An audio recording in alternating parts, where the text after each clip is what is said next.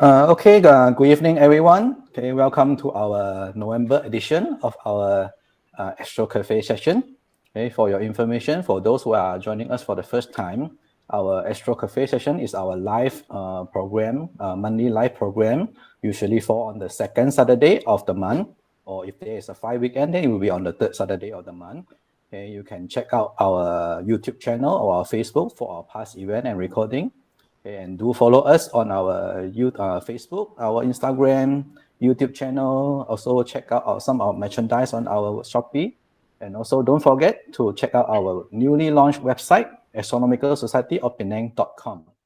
Okay, so today we are honored to have invited Mr. Lim Chun Kiat, okay, or is better known by his initial, CK Lim, okay, to join us to give us a brief session or some tips and advices on how to choose your first telescope.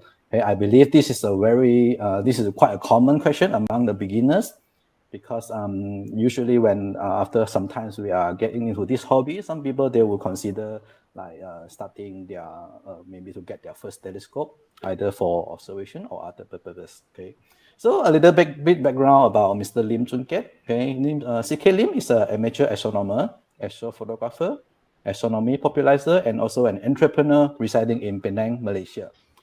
He has been pursuing his interest in astronomy since the 90s, and in 1998, CK established his own business by the name of Perseid Telescopes and Binoculars, providing sales and services of astronomical equipment throughout the country. And he also helped building quite a lot, quite a few observatories throughout the countries. So he's probably the best person we can have today, okay, to give us some advices and tips on choosing your first telescope. Okay, so pass to you, CK. Oh, okay. Yes. Thank you very much. Very good evening to everyone that decided to spend some time here on the beautiful, I think, Saturday night here. It's raining, I think. I'm doing this from Singapore Tani. I think Michael's from Penang, and I think the weather has not been very good, but it's very cooling. Anyway, tonight's session for this Astro Cafe is to tell you about, how you're going to choose your telescope. There are many people that first time into astronomy. They know about astronomy. Probably they read from the internet. They see some nice documentary and things like that. And after a while, they are thinking that, oh yes, I should get a telescope for myself. You see, and unlike other things that you buy, I think telescope. If you want to buy telescope, it is a bit difficult to choose one. Okay, one of the reason maybe is that you have not even looked through a telescope before, so you have not seen it. Unlike you want to buy a car, let's say if you have some money, you want to buy your first car. You just got your first paycheck. Then you have a stable job, whatever, you have some saving. Then you say, oh yes, I want to buy car. Then I say, okay, maybe I can go and take a look. You can go to the sales, the showroom. Yeah, maybe you can test drive the car and things like that. Or even before that, you sit in your friend's car, then oh yeah, this car feels like this, all these things. But for telescope, it's quite different. A lot of you maybe you have not seen a telescope before in real life.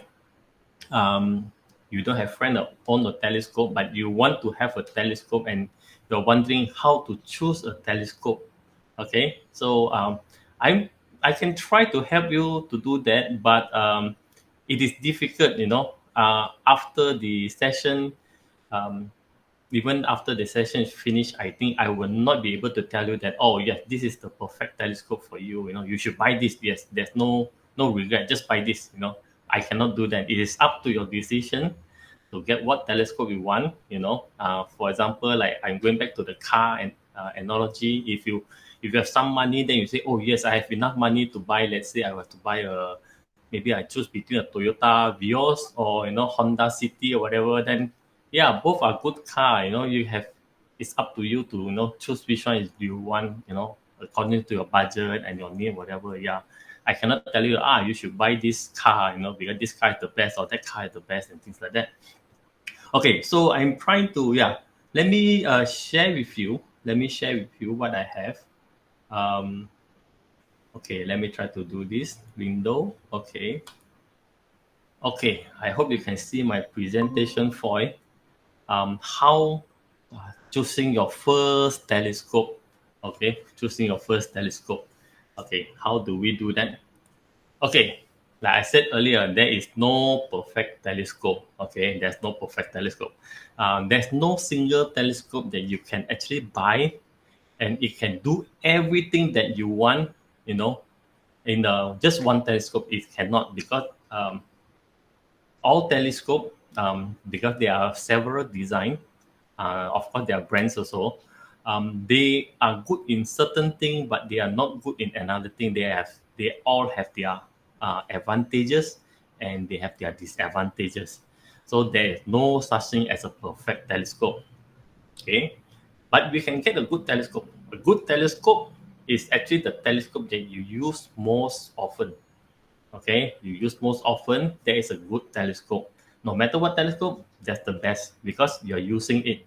Rather than you buy one telescope which is very good, or very expensive, but you don't use it, then I don't think that's a good telescope for you. Okay, get a good telescope, a telescope that you will use often. Another criteria will be that it must be easy to set up and fast to set up. Okay, easy and fast to set up. Easy means that it will not, every time you go out, then you see, the sky is clear.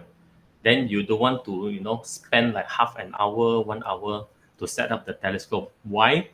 Because after that, after half an hour and 1 hour you set up the telescope, you find that the sky, maybe the weather has not been start to get worse, the clouds coming in and things like that. So you don't want to do that. You want something that's easy to set up, okay?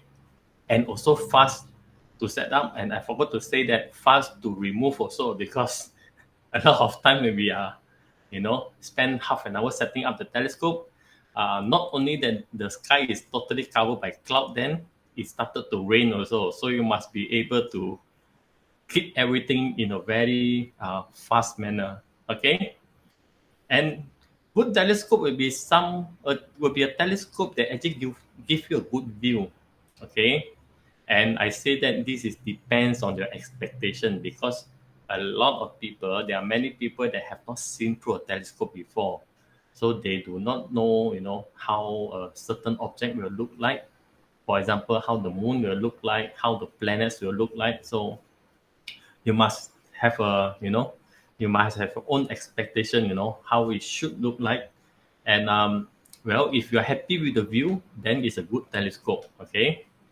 Low maintenance means you don't have to, do something, to make sure that it perform at its optimum, okay?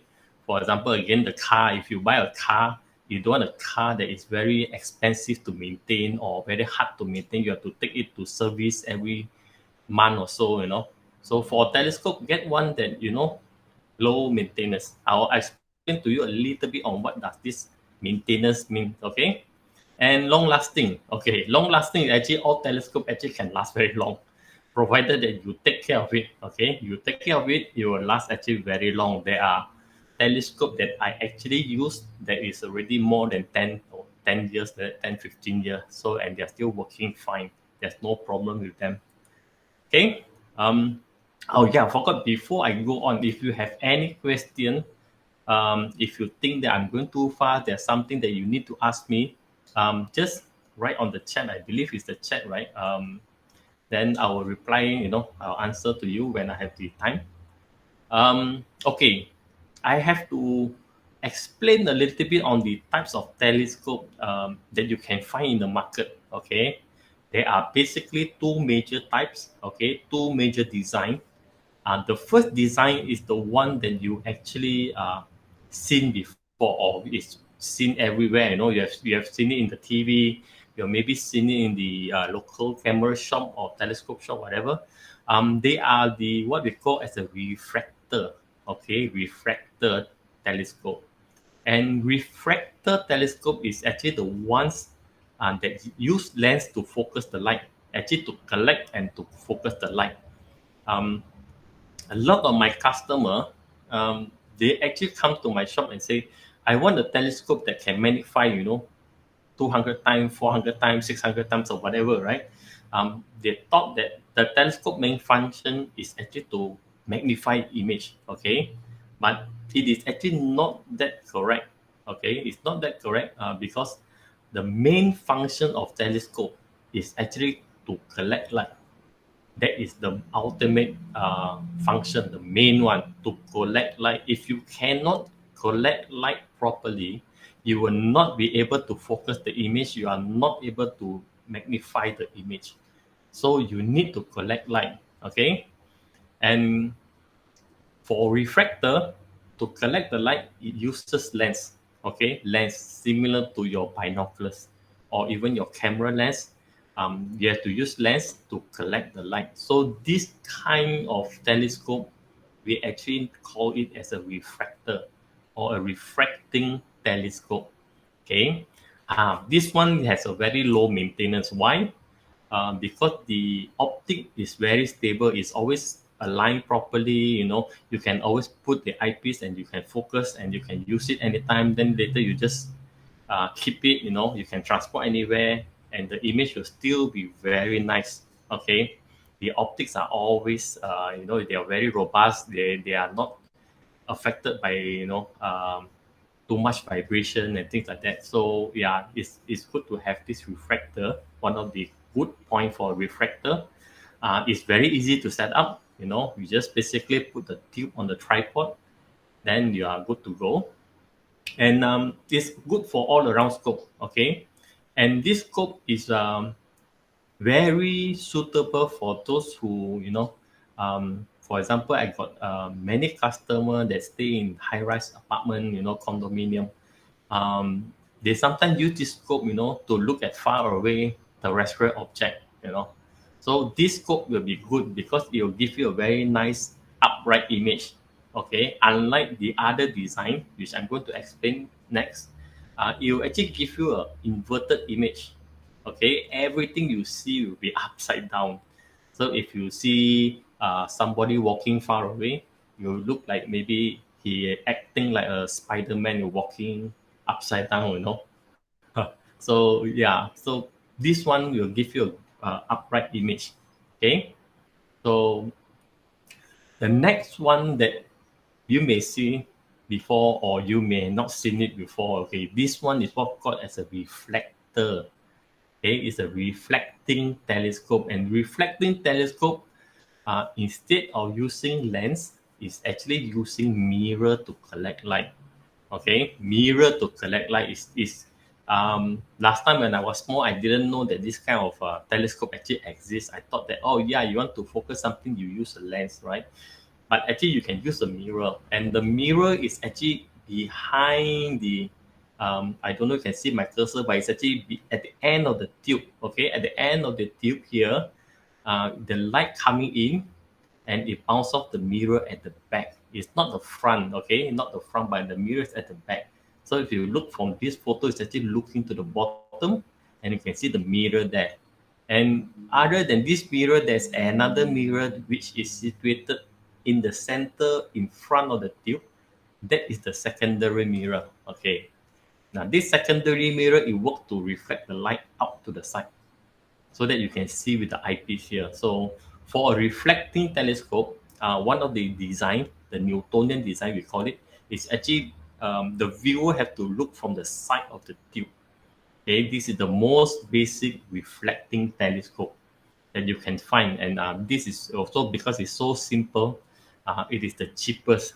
Okay, it's the cheapest. There are other reflecting telescope design that I will show you later, but this is the simplest and the cheapest. Okay, so this one, well, because it's so simple and easy to make, is actually cheaper, and you can actually make it bigger than the refractor. Okay, you can make it bigger than the refractor. Okay, and so because it's so, it's relatively bigger, then it is better for deep sky object. because the deep sky object, most of the deep sky objects are actually quite dim.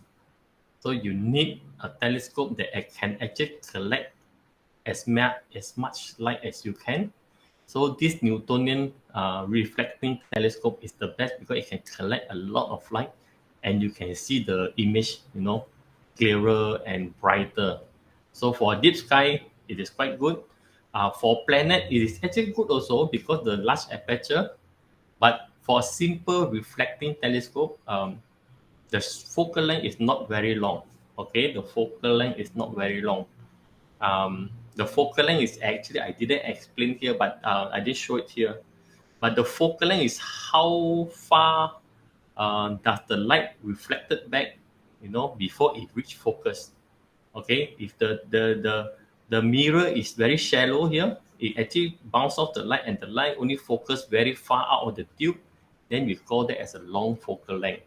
Um, the shorter the tube, the shorter the tube means the focal length is shorter. Okay, I'll show you how we look at that focal length later. Okay, now this is another kind of telescope. This also, I don't realize that this kind of telescope when I was small. Okay, I always thought that there's a refractor.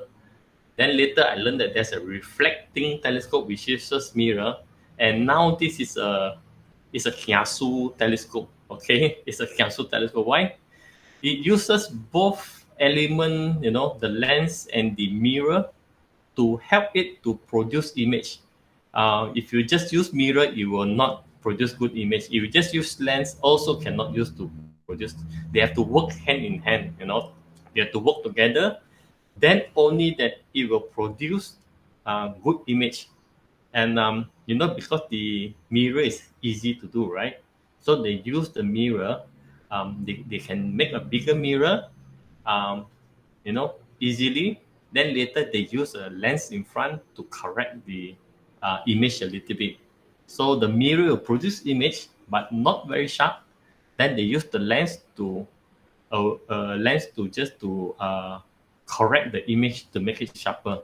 So it use both mirror and lens, and because of that, they can actually make bigger size telescope, slightly more expensive than the reflecting telescope, but they are not as expensive as the refractor, that one that use just the lens. So it is actually good for planet, for deep sky, it is not so good. Why is good for planet? Because the focal length is very long. Okay, the focal length is very long. A simple telescope like this, maybe what called an 8-inch telescope, it has a focal length of about 2,000 mm. That's about 2 meters. Okay, if you have the reflecting telescope, the one that I showed you earlier, the reflecting telescope, usually an 8-inch, 8-inch mirror here, it will probably have a focal length about 800 or 1,000 millimeter, or even 1,200 millimeter, but it seldom goes until 2,000 millimeter. Okay, so there's a difference of it, and we need long focal length, especially for planet, because we want a relatively higher magnification. So a long focal length will actually help you produce higher magnification. Okay. Yes. Okay. So if you want to buy a telescope, what kind of budget are you planning to allocate for it? Okay, how much is it? Let's say if you want to do observation, a lot of people say that, oh yeah, I need a telescope to do observation. If I don't have a telescope, I cannot do a useful observation. Actually, that is not entirely true. Okay, the telescope was actually invented in the year 1600 something, okay, 16 something, early 1600. Before that, astronomer, or you can say that the ancient astronomer, they used their eye to look at the celestial object, okay, and from their eye alone, they actually knows that they know there are 5 planets, there are 5 planets including Earth, because that's the thing that they can see with the naked eye. They know that these planets are rotating around something and things like that. So they can see a thing. Then they can also recognize constellation and things like that. But yeah, you need a telescope to start to discover more things. But with a binoculars itself, it's actually good. A binoculars is actually a mini telescope. Okay, it's a mini telescope. In fact, it is much better than the ancient astronomer they use the naked eye. A binoculars, in fact, you can actually use to see deep sky. You can see galaxy, you can see nebulae, comet, star cluster and things like that. So you can actually see quite a lot. And a binoculars is a very good way to learn about the sky. You want to learn about the sky, you want to learn about constellation, and things like that. You do not need a telescope because the constellation is actually quite big. It covers a big area in the sky. You cannot use telescope to look at just a constellation. Okay, to see that you use the naked eye, you use help by the binoculars, then you can learn a lot. There are 88 constellations in the night sky.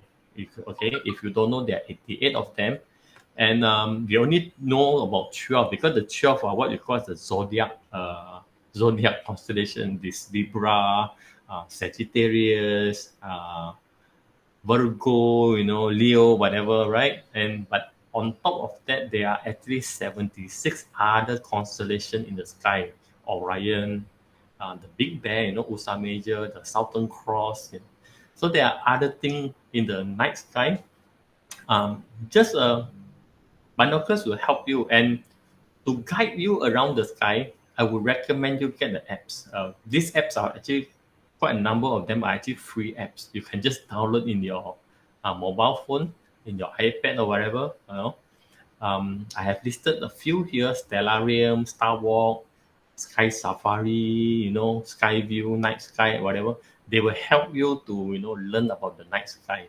They are very good. I think now it is hard to live without this kind of apps. Even though I already know where these constellations are and things like that, but these apps are actually wonderful. Okay, so start downloading them and use them. Okay, if you need to get a telescope, I think for observation, I would say that you should spend around 1,000. 1,000, you should get a relatively good telescope. Here I put it as a 6-inch reflecting telescope and above. Okay, I'll explain more on that thing. Okay, when I first started was like 30 years ago. There's no internet.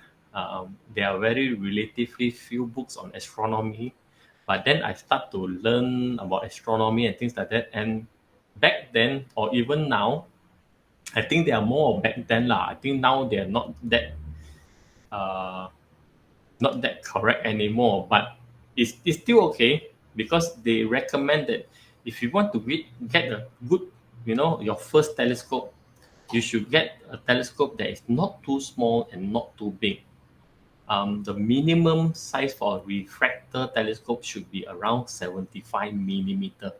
Okay, what is this 75 millimeter means? 75 millimeter means the diameter of the lens in front.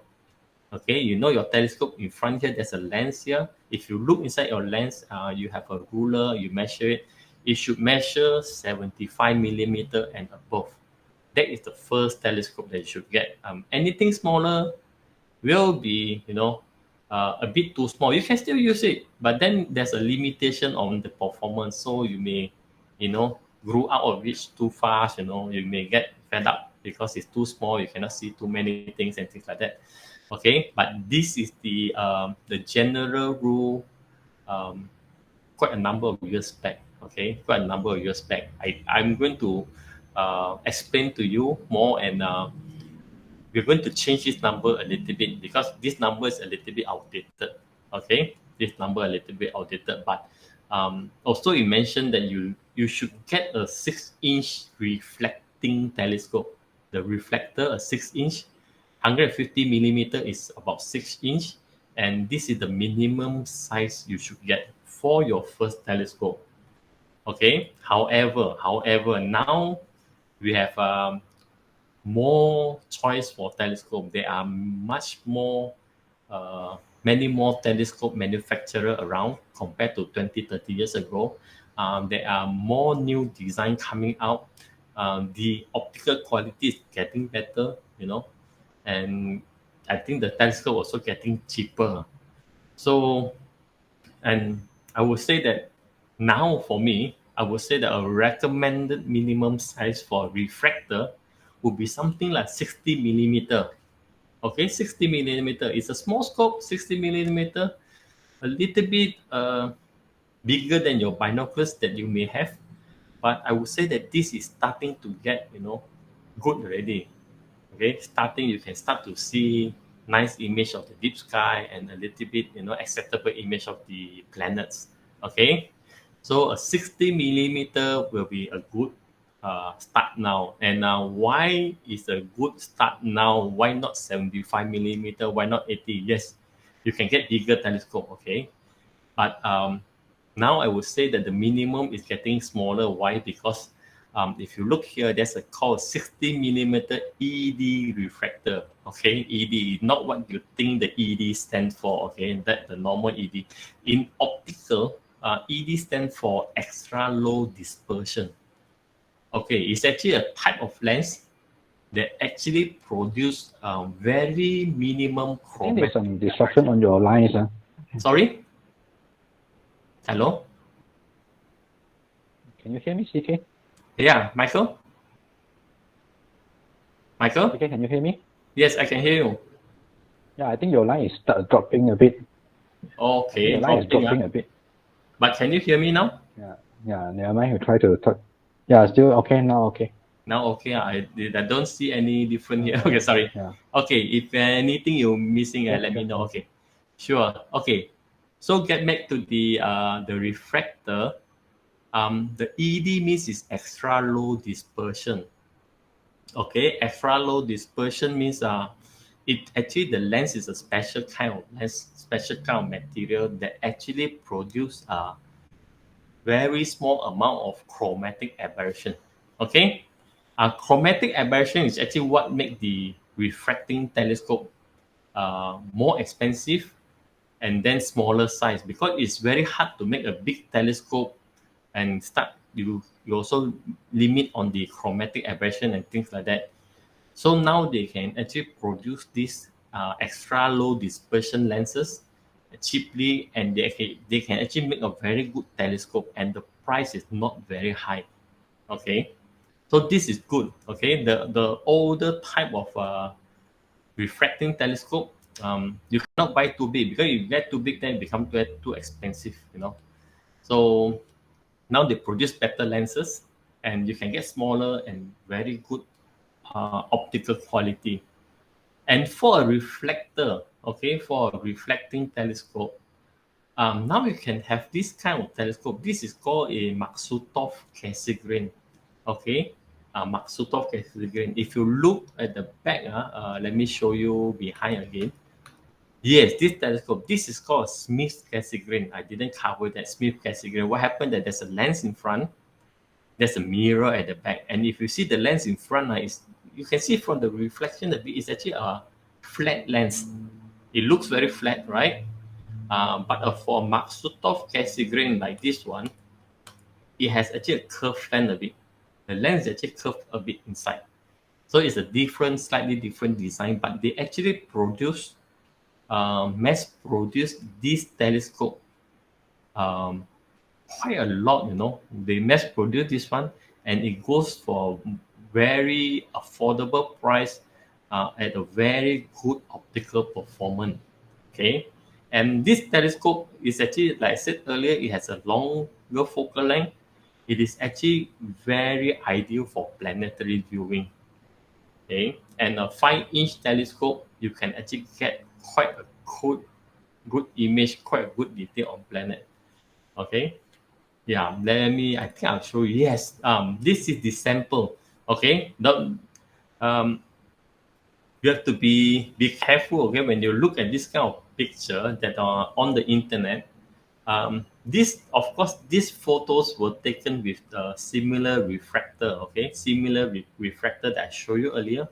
Maybe a 60 millimeter refractor is very small, but if you do it properly, you can actually image like, oh, this is Andromeda galaxy, This is a galaxy, the nearest galaxy to us, but it is about 2 million light years away. It's very far away, although it's the nearest. It's very far away. It's quite bright, and through the small telescope, you can actually capture a very nice detail of the galaxy. Okay. Also here is actually a nebula which we call as a Eta Carina, I believe. It looks very red here because there's a lot of hydrogen gas here.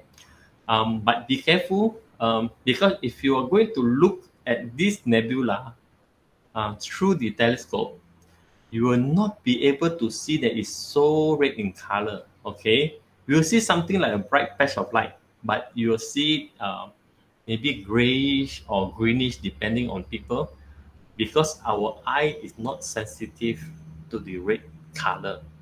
Okay, we are not sensitive to the red color. We are more sensitive to yellow, green color. So when we look at it, you can see, yeah, there's some like a patch of light here to show the nebula, but that is about it. You will not see red color, and things like that, and it is the nebula extended until so far away. We cannot do that. This is only through imaging. But yeah, with a small telescope, you can actually see some, you can see that, oh yeah, there's a nebula, there's a galaxy and things like that. And you can image it if you want, On the other hand, if you have a small reflector like the telescope I showed, the Maksutov, okay, you can start to see planets. Okay, you can start to see planets. The planets are actually much nicer. You can see the detail. You can see, wow, the great red spot on Jupiter itself. Oh, you can see the ring of Saturn also. Wow. So a small reflecting telescope, you can actually start to see detail on the planet. Okay, why? Because the small reflector, like I said, a 6-inch reflector, for example, it has enough light collecting power, and it can actually magnify quite a lot, and you can start to see quite nice image already.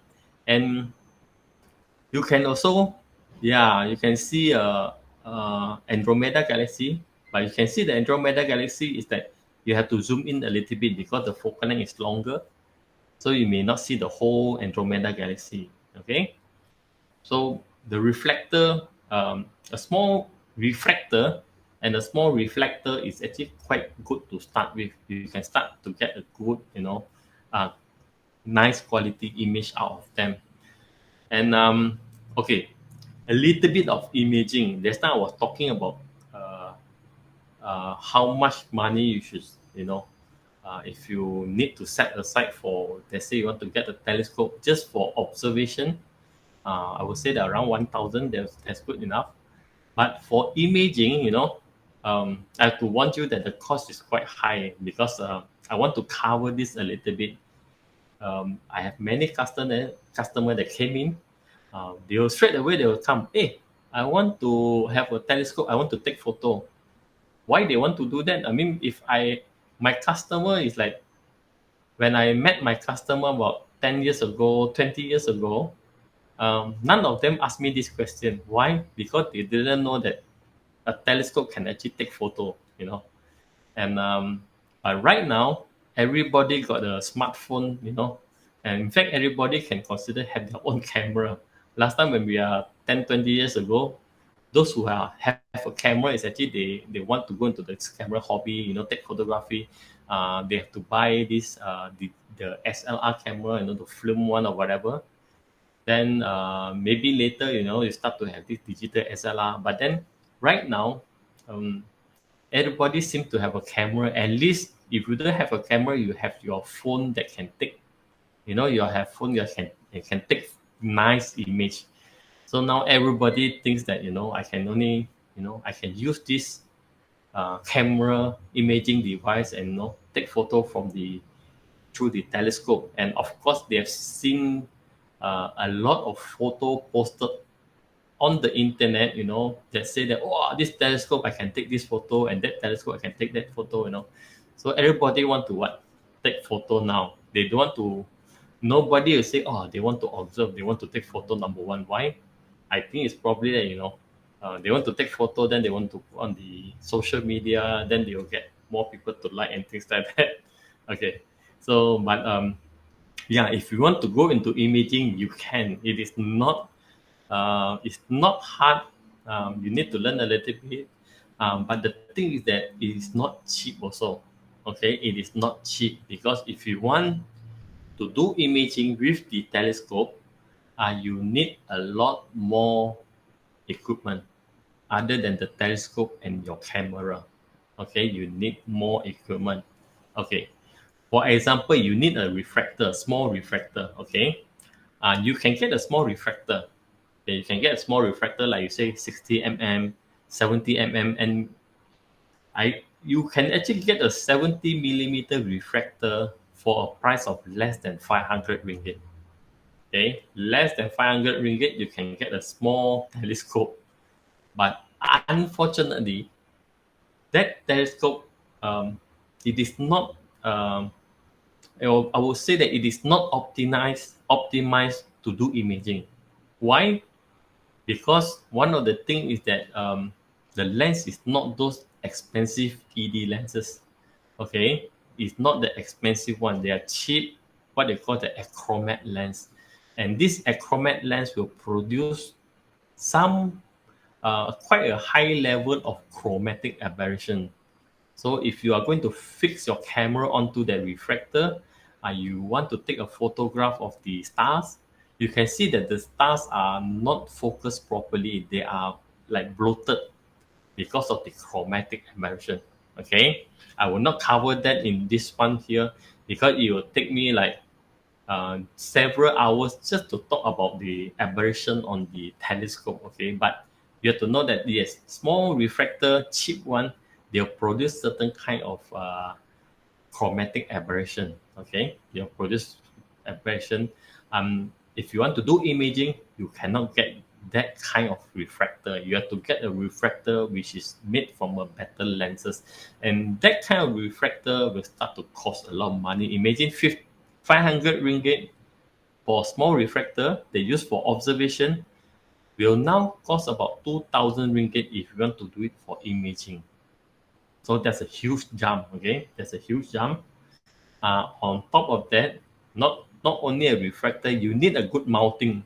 Okay, we think that oh yeah, we have a telescope, good telescope, good enough. No, a telescope is something like your brain or your eye. Your head with your eye and your brain there. But imagine if you don't have your body and your leg, the head is no use. Okay, we need to have our body, we need to have our leg so that we can walk, move to where we want. Okay, so if you have just the telescope itself, it is not going to do any good. You need a good supporting body and leg for it. And in here, we actually call as a mounting. For telescope, we need to have a telescope mount. And the telescope mount for imaging, you need to come with a tracker. Okay, tracker is important because um, if you know when we studied in school last time, you know that oh yeah, the sun rises from the east, then the sun set in the west, right? So this movement is actually caused by the Earth rotating. Okay, the Earth is going round and round rotating, and this thing appear to move up. Rises up from the east, then set from to the west. Okay, at any time, even the stars is actually the same, not the moon and the sun only. The star is actually going up, rises up from the east, and is set in the west. Every object in the sky will do that. Okay, and if you want to take photo, you need a mount with the tracker. Why? When you take photo, the photo will need to have a long exposure. Okay, to capture the light in the celestial object, because the celestial object usually don't have very bright light, bright amount of light, except for the moon and the sun, of course. But other than that, the planet, the star cluster, the nebula, the galaxy, they are actually quite dim. And to get a good exposure for such object, you'll probably need 10, 20, 30 seconds, or 1 minute, and goes like that. So the longer you do the exposure, generally you'll get a much brighter image. But you need to track your telescope. Your telescope needs to be tracked to follow the object so that the object does not move, and when during the exposure does not move, and you will not get the star trail. Okay, you don't get a streak on your, the star. You want the star to be sharp and round. So you need the tracker, and it's not cheap. Okay, small mount with tracker, for example, this red color mount. This is called a Star Adventurer mount. Okay, Star Adventurer mount. I believe this is one of the smallest kind of mounting that you need. That you can put a small telescope and take a photo. So, and that will set you back about 1.5K. Okay, 1,500. Okay, then of course you need your camera, right? If you have a laptop, you need your laptop to process the image and things. And luckily, the software you can get the free software. Okay, most of the software that you need to process the photo, you can get it free. Although it's better to have some that you have to get the license one. Like for example, maybe like Photoshop. Yeah, that one you have to pay a little bit. But the rest of the image processing software, you can get it for free. Okay. Okay, actually, I want to share with you what you need to avoid. When you want to choose your telescope, you should avoid certain things, okay? Not all the telescope is good for you. Okay, don't get a telescope that is too big for you to handle. I have customer coming in. They say, "Oh, what's the biggest telescope you have?" Okay, they thought that, oh yeah, they've seen the certain telescope which is quite big. They've seen that this telescope are able to do certain thing, can see the Jupiter with very big, very nice detail, the craters on the moon and things like that. Then they think that, oh, yes, I should get this kind of telescope, and they want to get a big one. Okay, but I would say that do not get a telescope that is too big. Okay, it's too big. If you remember one of the first foil that I showed to you, a good telescope is a telescope that you use most often. Okay, the most often. It's no use if you want to get a big telescope and you cannot is able to set it up. So it will be a waste. So don't get it too big. Okay. So why does you don't get it too big? One, if you get it too big, it'll be too bulky. The second one will be the weight will be increased quite a lot every time you step up in the size.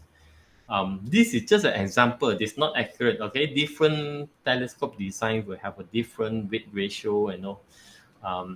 But you can try to imagine this is a 6-inch Dobsonian telescope. It's a what you call the Newtonian telescope, but it placed on this leg, a rocker board. This is fully manual telescope. You don't need battery and things like that. And a 6-inch telescope like this one will cost you about 1,000, a little bit more maybe, and it will be about 15 kilogram in weight total. Okay. Yeah, you can think that, yeah, it's okay. 15 kilogram is not heavy. You can carry it. Okay. I would say that yes, 15 kilogram is not bad. But if you go and jump to the 8-inch, 2 inches diameter, slightly larger, then the weight starting to go up. Okay, it's starting to go up because of the mirror size itself. It started to add like 4 kilogram to the weight, of the telescope. And you jump to 10-inch, then start to get 25 kilogram. You jump 12-inch, then get 37 kilogram. So yeah, I think that 37 kilogram is easy. It is not. It is actually quite difficult to move something once it is above 20 kilogram. Okay, once above 20 kilogram, I think that is a bit hard. So the best is keep to the lighter weight telescope, something that you are able to carry by yourself.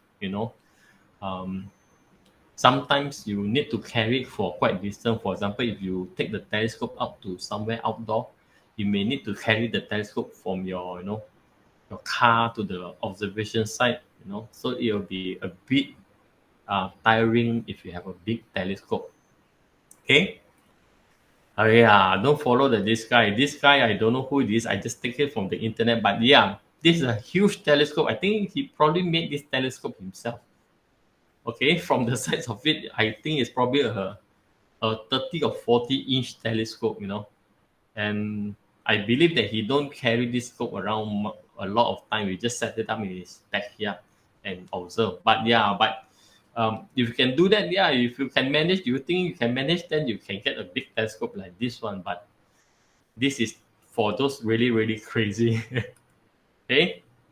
Then what is a good size? You know, what is a good balance? What is the sweet spot for a good between good price with price of the telescope? You know, balance between the weight and the aperture. What is the magic number? There is no magic number, but I think a lot of people will agree that an 8-inch telescope is actually quite good.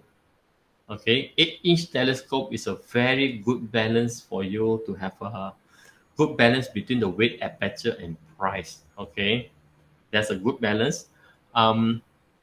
It is big enough. You know, it's big enough, but it's small enough to be portable. Okay, you can put inside the car easily, no problem.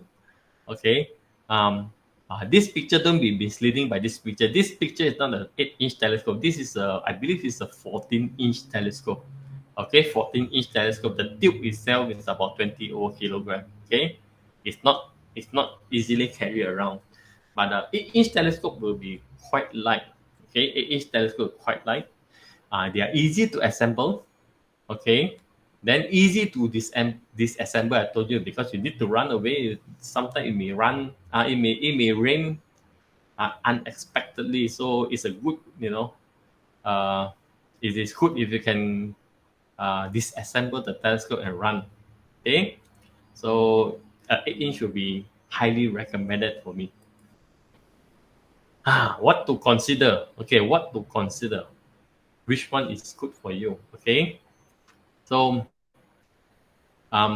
you have to know what's your budget. Get the biggest telescope that you can afford. Actually, of course, you can carry also. What does it mean by big telescope? Just now I was saying that, wow, an 8-inch telescope, 10-inch telescope, 14-inch telescope. What is this? What does this mean? Okay, the the specification of the telescope, when we say how big is the telescope, we are actually referring to how big is the lens size, or for a reflecting telescope, how big is the mirror size. So for a refractor, you can see how big the lens in front, and the reflecting telescope, you see how big is the mirror at the back. And there's usually a label at the, you know, at the body of the telescope that tell you this information, you know. So for example, this label, it will actually tell you that, oh yeah, this is the brand, not the manufacturer of the telescope. This is the model, right? And this D is actually referring to the diameter. Okay, diameter of the lens or mirror. In this case, this is a mirror telescope, okay, reflecting telescope. And the size of the mirror is 130 millimeter in size. It's about 5 inches, okay? It's not very big, it's 5 inches. I would say that it's a good starting scope, okay? 5-inch telescope. And this is FL, focal length. It stands for focal length, okay? Focal length means the mirror reflect the light back, and when it reach focus, it should be take about 650 millimeter in distance, and it will actually hit the mirror here, and it actually bounce back here. Okay, so 650 millimeter. We actually need these two number. We need these two number. Why? We know that, oh, this one will tell you how big is the telescope, and this one will actually tell you how much how much magnification you can get. Okay, I think I didn't explain it here, but I'm going to explain a little bit. Okay, the magnification of a telescope, it is not fixed. Okay, different telescope will give you a different magnification. Okay, different magnification. For example, if you have this telescope, And this telescope got a focal length of 650 millimeter, right? So you have to depends on your eyepiece. How long is your focal length of eyepiece? Then you calculate the magnification. Let me check if I got, oh, yeah, I didn't put it back. Yeah, but okay. So depends on your eyepiece here. It depends on the eyepiece here and depends on the focal length here. So how do you calculate magnification? You can get this number. Then if you look at the eyepiece, there's a number there also. So usually the number is very small, maybe 5 mm, 10 mm, 20 mm, or 25 mm, and things like that. Okay, a different eyepiece will give you different magnification because, for example, if you have a 10 mm eyepiece here, okay, the eyepiece here, if you look, you say, oh, there's a number 10 there, 10 mm. You take this number, you divide it by this number here, you get your magnification. Okay, very simple. So you have 650 mm here, you got 10 mm here, let's say, then you will have 65 times the magnification, 65x. That is the magnification. So if you want to get bigger magnification, you just have to reduce the number here. If you get 5 mm, what happened? You'll get 130x magnification. Of course, if you get 1 mm here, then you get 650x. But theoretically, although theoretically it is possible, but then practically it is not possible because you don't have enough magnification. You don't have enough light collecting power. Okay, for a reference. Okay, for information, for every millimeter of diameter, you multiply by 2, then you get the highest possible magnification. Can you understand? 100 and whatever number you get here, you multiply by 2, you get the maximum magnification.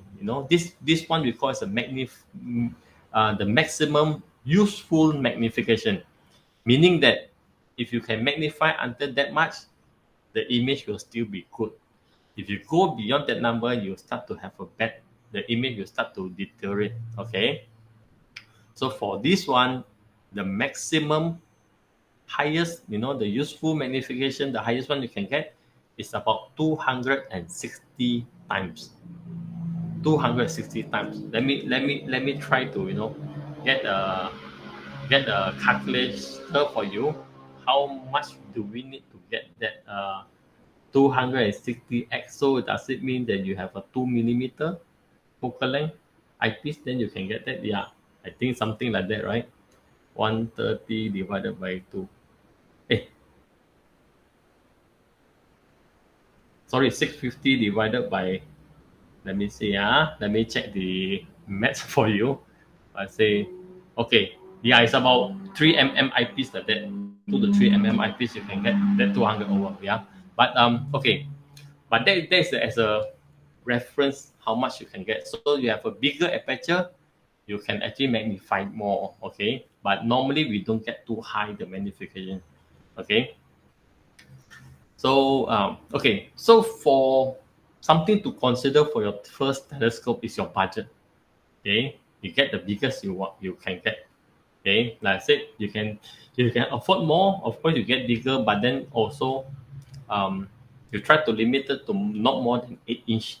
Okay, and also it depends on the interest.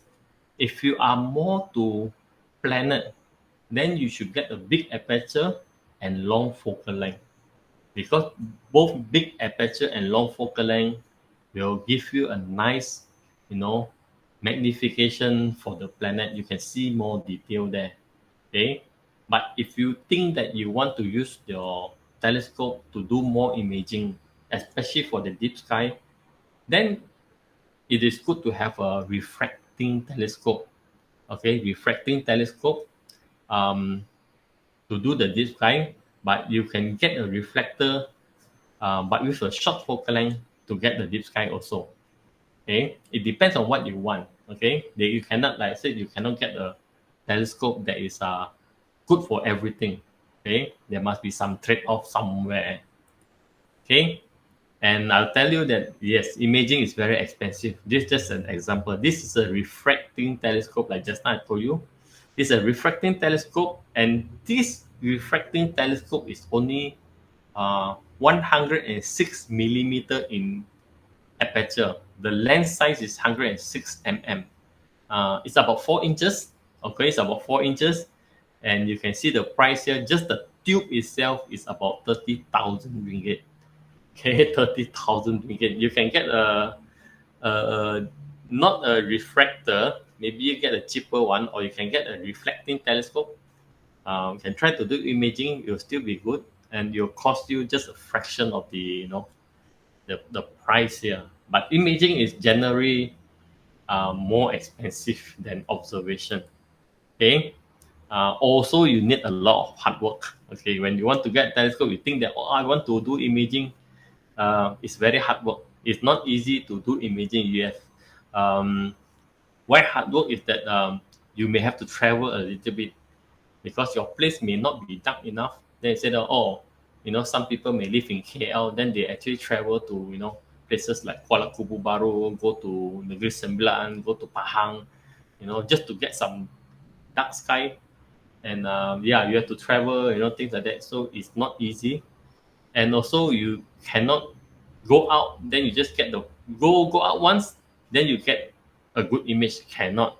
You may have to, do this, then you fail, then you come back again, then the next time you go out again, you do again, then you fail again, then come back and you do this maybe another 10 times, 20 times, then at last you start to get some result. So it is not that you buy something, you have the money, you buy everything and you go out, then at your first outing itself you get a result from that. No, it doesn't work that way. You have to get lucky also, but you have to be patient. The result will not come instantly. That's also very large learning curve, very steep learning curve. It is not conventional imaging. If you are already established yourself as a photographer, you do landscape photographer, you do portrait, you do whatever thing, photography. But astronomy imaging is different. Okay, it's different. So it's a lot different from the normal photography. The processing is different. The way we take image is different, and so there'll be a lot of things that you need to learn. And again, it's expensive. Keyword expensive. Okay, do not go inside unless you know what you're doing. Okay, it's expensive. A lot of people coming to me and say, I want to take photo. The first thing they open their mouth, what kind of telescope you want? You want to take photo. But I can assure you that yes, it can be done, but do not jump inside so fast. You have to slowly learn your way, you have to learn all the tricks, then when you think it's time to ready, then you can start to invest into a equipment that can, do imaging. Okay. So a refractor is actually a good start. If you want to do imaging, a good refractor is a good start. Okay.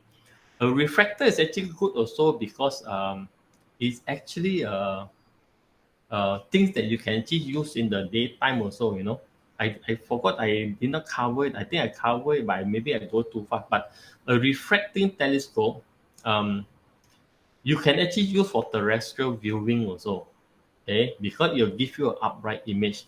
A refracting, that's a refracting, this kind of lens one, okay? A reflector on the other image, the one that uses the lens and the mirror, okay, the one that uses the mirror, the reflecting telescope, you cannot use for terrestrial viewing because it is upside down. It is upside down. Refractor will not. Refractor will give you an upright image. So if you want to get a telescope, you can consider if you want to use it for terrestrial viewing, a good refractor is a good starting point. Okay, it is ideal to get because it will give you a nice upright image and it's easier to set up and handle. It also comes with accessory. Of course, it doesn't come automatically, but you can buy them, and you can buy them to to improve your image, because there are a lot of adapters, reducer, extra lenses that help you to produce better image. It also comes with a short focal length. Okay, short focal length is good because it actually gives you low magnification. Good thing about low magnification is that if you go low, you will not be affected by the rotation of the Earth so fast. You can see the star moving, but it doesn't move as fast as the one that when you're using a higher magnification. So low magnification, you can probably expose 10 seconds, 15 seconds before you get the star trail. But a very long focal length one, with high magnification, you cannot even get 5-second exposure before the trail. Okay, and with the current technology, current quality of the lenses, it can actually produce a very good image. Okay, very good image. Is there a question from the audience, from the viewer, Michael? Yes, we do have a few questions. Are you finishing your slide anytime I'm soon? not finished yet. Actually, I'm just. Or maybe maybe we look at a few questions. Okay, that's good. Okay, so first, actually there are quite a lot of questions about maintenance. I think we put that at the later part. Okay. Maintenance, I don't cover so, that yet. Okay, so there's one question from Guang Yan Wong. So will you cover discussion on the pre-programmed telescope that can scan the sky automatically? I will not do that. Because it will take a lot of time. I know what you mean. That one is what we call as a go-to telescope. The telescope that you can do it, but I cannot cover that in detail because the operation itself will probably take you a good explanation on how to this one. This session is only on the how to choose a telescope. If you think that you would like the computerized telescope, yes, then we can get the computerized telescope, but the operation will be up to you. There's another learning curve to it.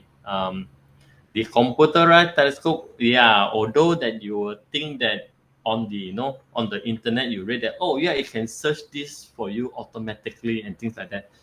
But that kind of telescope, first of all, it will not do that automatically. You will still have to align the telescope by yourself. You need to find star. You need to tell the telescope that, oh, this is the star here and there is the star there, 2 or 3 stars. Then only the telescope will know where to go. Okay. Of course, the good thing of the telescope is that once you do this, you automatically, more or less find object for you. The bad thing about this thing is that they are generally more expensive. They need a huge battery power, a lot of power to operate. And some of the time you don't have this kind of power and you forgot to bring your battery, or the battery is low, and the telescope is actually become useless. You cannot operate the telescope without a power. So there's a bad thing about that kind of telescope. Otherwise, I think it's quite okay. It depends on what you want, whether whether you can up to the challenge. You get a battery and things like that. And also you have to have in mind that the telescope is not foolproof. It's not foolproof. It said automatically, automatic go to here, go to there. It is not that foolproof. You still have to train it to do that. Okay, you still need to train to do that. So there's something that you have to put in mind for that. Okay. There are other questions? Okay, there is another question from Nick Fu. Okay, appreciate your thought on smaller, more portable scope like the Radiant Raptors or Red Cat, or rather do this scope make sense for our part of the world where light pollution can be nasty? The Red Cat. Yeah, the Red Cat is actually a good design. They are quite similar to the telescope I showed earlier. Even like this one, or I think the Red Cat is more similar to this one. Okay. The Red Cat design, I'm not entirely familiar, but I believe there's a Red Cat like 51, 61, something like that, which referring to 51 mm aperture and 61 mm aperture and things like that. The telescope, the Red Cat refractor, or any other refractor of similar kind is actually very good for imaging. Okay, it's very good for imaging. However, if in terms of light pollution, um, the telescope itself cannot, eliminate the light pollution. To eliminate the light pollution, you need a light pollution filter. It is available in the market, you know, certain kind of light pollution filter that actually try to remove the street light and only capture the light from the object itself. A very good so this kind of filter they call it as a light pollution suppression filter, or now they actually have a certain kind of filter that they actually filter out all light and they only get the light from the nebula itself. And these are very nice filter that actually work very well, and they can actually more or less eliminate the light pollution. But for one, it's expensive. I think that filter which I mentioned is called a dual band filter. I think Optron filter they come up with, they call the L enhanced filter, L extreme filter, and they typically they cost about 1,000 to 2,000 ringgit, just a filter. Okay, just the filter itself, and that filter is actually very good for light pollution.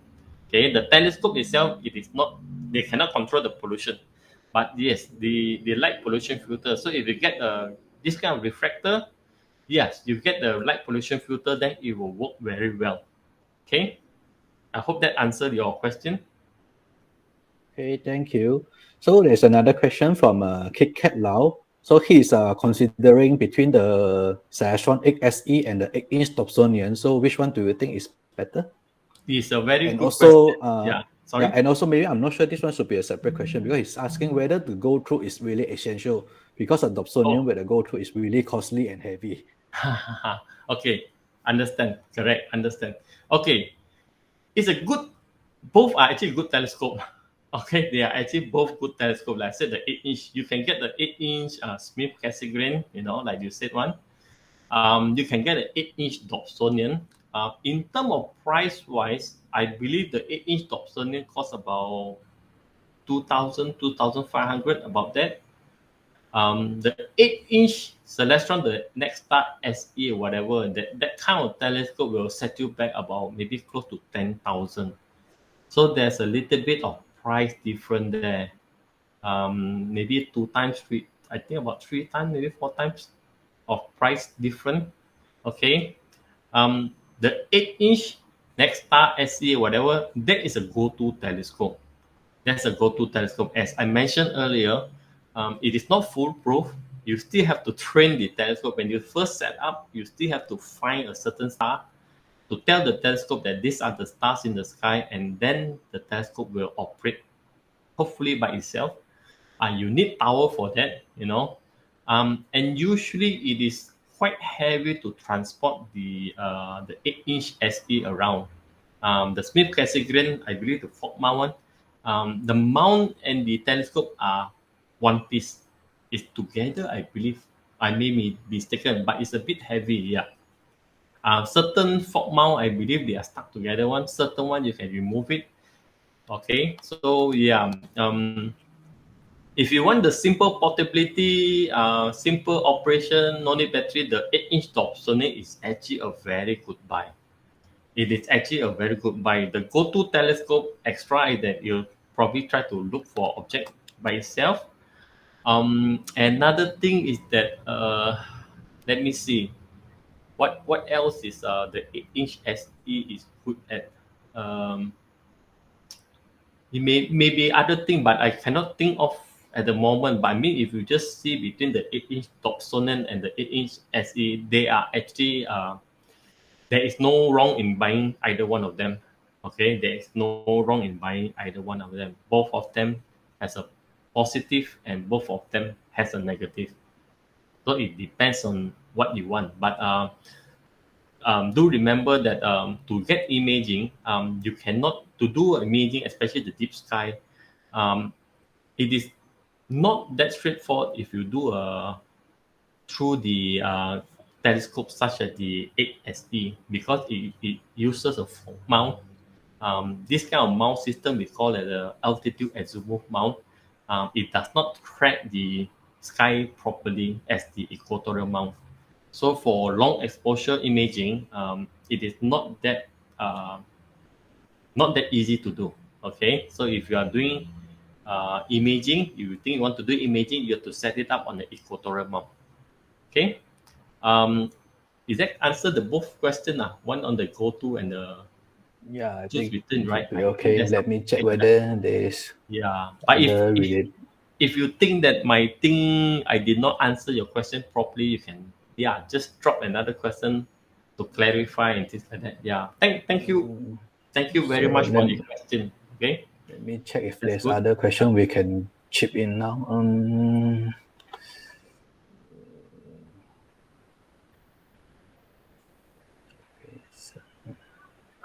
Yeah, let me check.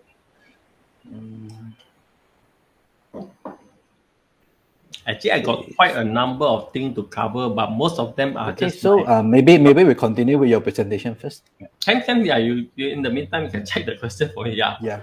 Thank you. So so let me forward to the back again.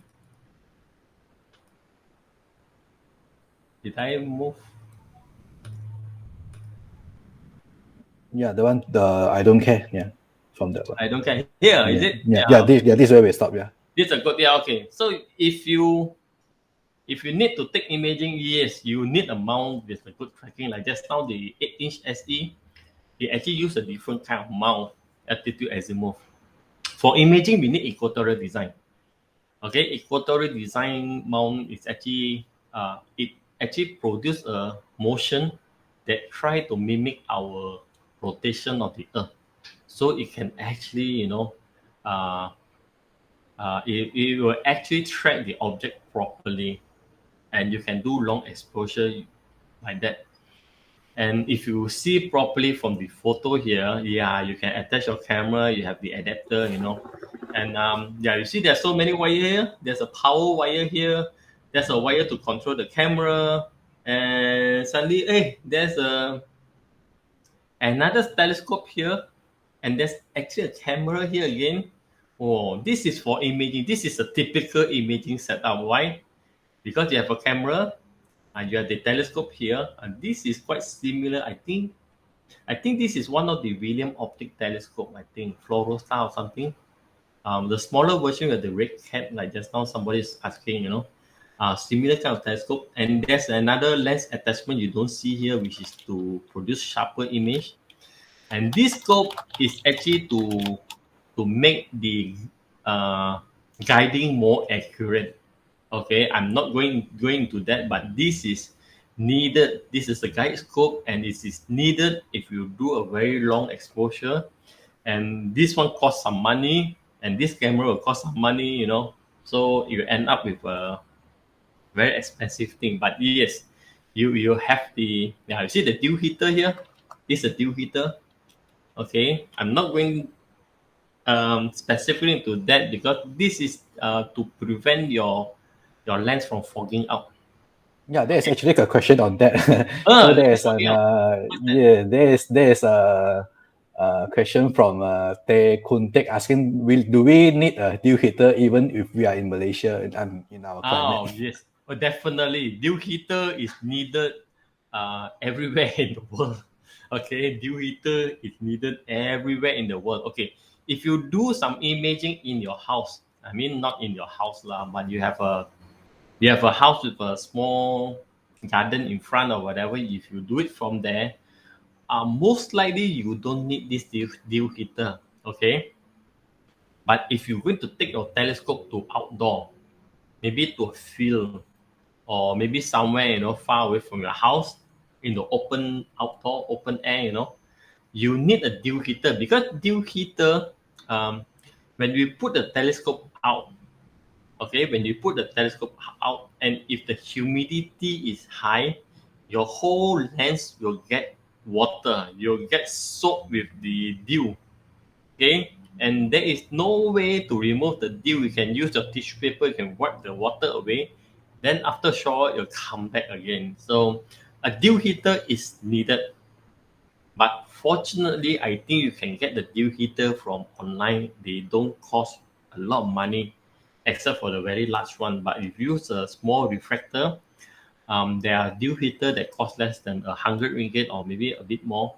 But definitely, if you go outdoor, if you take images, you need dew heater. There's no runaway. No matter you're in Malaysia, you're in America, or whatever place, you need a dew heater. Yes. Okay. Can I continue? Yeah, sure. Okay, right? Okay. Any question you can continue. Okay. So for planet, yes, if you go for planet, I will recommend these two telescopes. As just now I said, the 8-inch, this is the 8-inch telescope. This is the 5-inch Maxotop. They are very good for planet because they are large aperture. They have long focal length, and they are very suitable. Okay. And okay, you can roughly know what telescope you want. Now, where you want to buy the telescope? Okay, where you want to buy the telescope? You can get from local supplier. Okay, in KL you have 2 or 3 supplier that deal only in telescope. Don't get telescope from shop that don't sell just telescope. For example, you go to a camera shop, and among the camera and the camera lenses, they got display telescope. Try not to get from them because they do not have any expertise in telescope itself. They just sell as a side product. Okay, if you want to buy, get from local supplier, and the supplier only sell telescope. Okay, and check the supplier background. Okay, check the supplier background. The best is if they have a contact number, they have a physical store. You can even make a phone call to them. Just to make sure that that product is what you want. See if they can answer your question. See whether they know their thing or not, and try to look for the product that you want. Okay, then check and see. Maybe from the same seller, for different seller, compare the product, and very important, try not to buy from the Facebook. Okay, you can get from Lazada and Shopee. I heard it's okay. Lazada and Shopee, I buy some product from Lazada and Shopee also. But the very least, I mean, you can get from Lazada also, but never buy from Facebook. You can search around Facebook. You can just go around your news feed, whatever. Suddenly there's a pop-up one, advertisements, one sponsor page or whatever, that they have this kind of, equipment, this kind of scope, can do this, can do that, but they're in Facebook. Do not buy from them because I only know that they are all scam. Maybe there are some that is a legit one, but from the feedback I get from people around me, from my customer, yes, they always get cheated if you respond to a Facebook ad. Okay, you can go to Lazada, you can go Shopee now, but even that, there is a lot of scam going out there. I'm trying to tell you how to avoid the scam. Actually now it's very 9:50. Actually go around, but I have a lot of information on the scam thing, which I think I go very fast. Okay, if you go to Lazada or you go to Shopee or whatever, right? I think maybe you can get from Taobao also. Where try to look for dealer also. Don't go and get from somebody with a funny name and things like that. You will know that whether it's a shop or it's just a username kind of thing. Don't get from those like a username. Get from at least a real shop name, or those sound like shop name. Look at what they have rather than you go and get from some seller they call CK22 or whatever funny name. Don't do that. Okay, look for the nice, at least look like a legitimate name. In their ad, try to look for spelling mistake. It's actually a very foolproof thing. If you look at the product page, the description, the fake one or the scam one will have a lot of spelling mistakes. Somehow they will just, Google translate something out, or they just cut and paste something out. They have a lot of this kind of mistake, which I'm going to show you later. Also excessive use of language, those kind of language I've never heard before, those kind of technology languages, science thing, or what, which I also never heard before, but they can just put it to describe their equipment. So stay away from that. If you see that it's like really crazy, they're trying to describe hard, trying to get you, to impress the product, yeah, try to run away instead. Don't stick along. Don't stick there. There's some some keyword, high power, HD, or professional, or night vision. Don't run away. Quickly run, okay? Run with your money. And picture and specification error. Usually they have that, they show you a specification, then they show you another picture of another product. Then later they show you another product again, and another specification again. So it's not tally. It's always here and there. They do not sync up. Okay. Then also the price. Usually the price will be very low. Okay. Either the price too low, too good to be true, or sometimes they have a very high magnification claim. Okay. Okay. What are these kind of scam? How do we look? Let me show you some thing. Okay. The scam that always have one is that, well, you can buy things but they never arrive, right? Or the product you buy, you see, advertised is different one, right? Color different, model different, size different. Usually I have this thing more broken or missing part, because most of this kind of product, right, they sell online one. They just simply sell. They are not packed properly. When they send, they don't pack properly also. So when during the transit, it will get broken. Okay, it will get broken, or either it's already broken before they send, or maybe it's broken during transit. And when you have this kind of thing, it is very difficult to return it to the sender, claim your money back or send a new one. Okay. So of course, when they do that, it will not produce sharp image, or they claim to have this kind of thing, but actually the quality is not good. Okay, quality is bad. And another one, avoid cash on delivery. A lot of people get scammed because of cash on delivery. They can say that, oh yes, money back guarantee. Don't pay until you get the thing, things like that. But don't do that. That is a scam itself. Because if you buy such thing for cash and delivery, the delivery people will send this to your house, but before they pass you the thing, you have to pay them money first.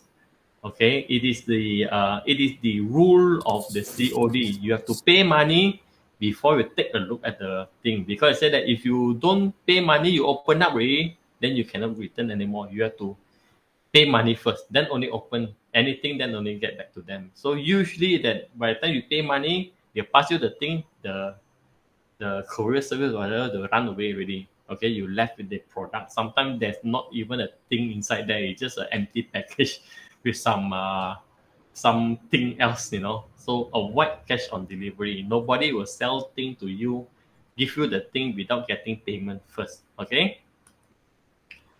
And yes, you can get from overseas also. There are things that are not available locally. You can check out online.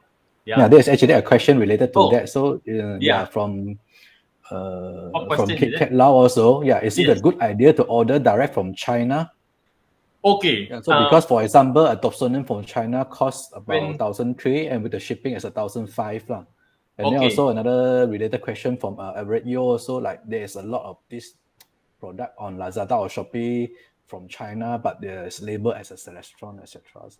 Okay, I tried to answer that first. Okay, I've answered the first question for the one on the Lazada Celestron. I think, remind me later, I'll answer that. Okay. Okay. But the one, when I'm touching on buying from overseas, unfortunately, I'm a little bit biased a bit. Overseas is not China. Okay. Overseas is not China. Although, yes, you can have a lot of product from China. You can get from Taobao. You can get from, from Lazada, even from Lazada and Shopee, they got, You can get it through Lazada and Shopee from China also, or you can get directly from Taobao, or you can get from what they call as the AliExpress, Ali, whatever, Alibaba, thing like that. Unfortunately, when I say overseas, I try to avoid China. Not to say they are scam, they are fake thing there, but a lot of time there are a lot of scam from there. So you have to be careful. You can get a good product there. You can get things cheap there.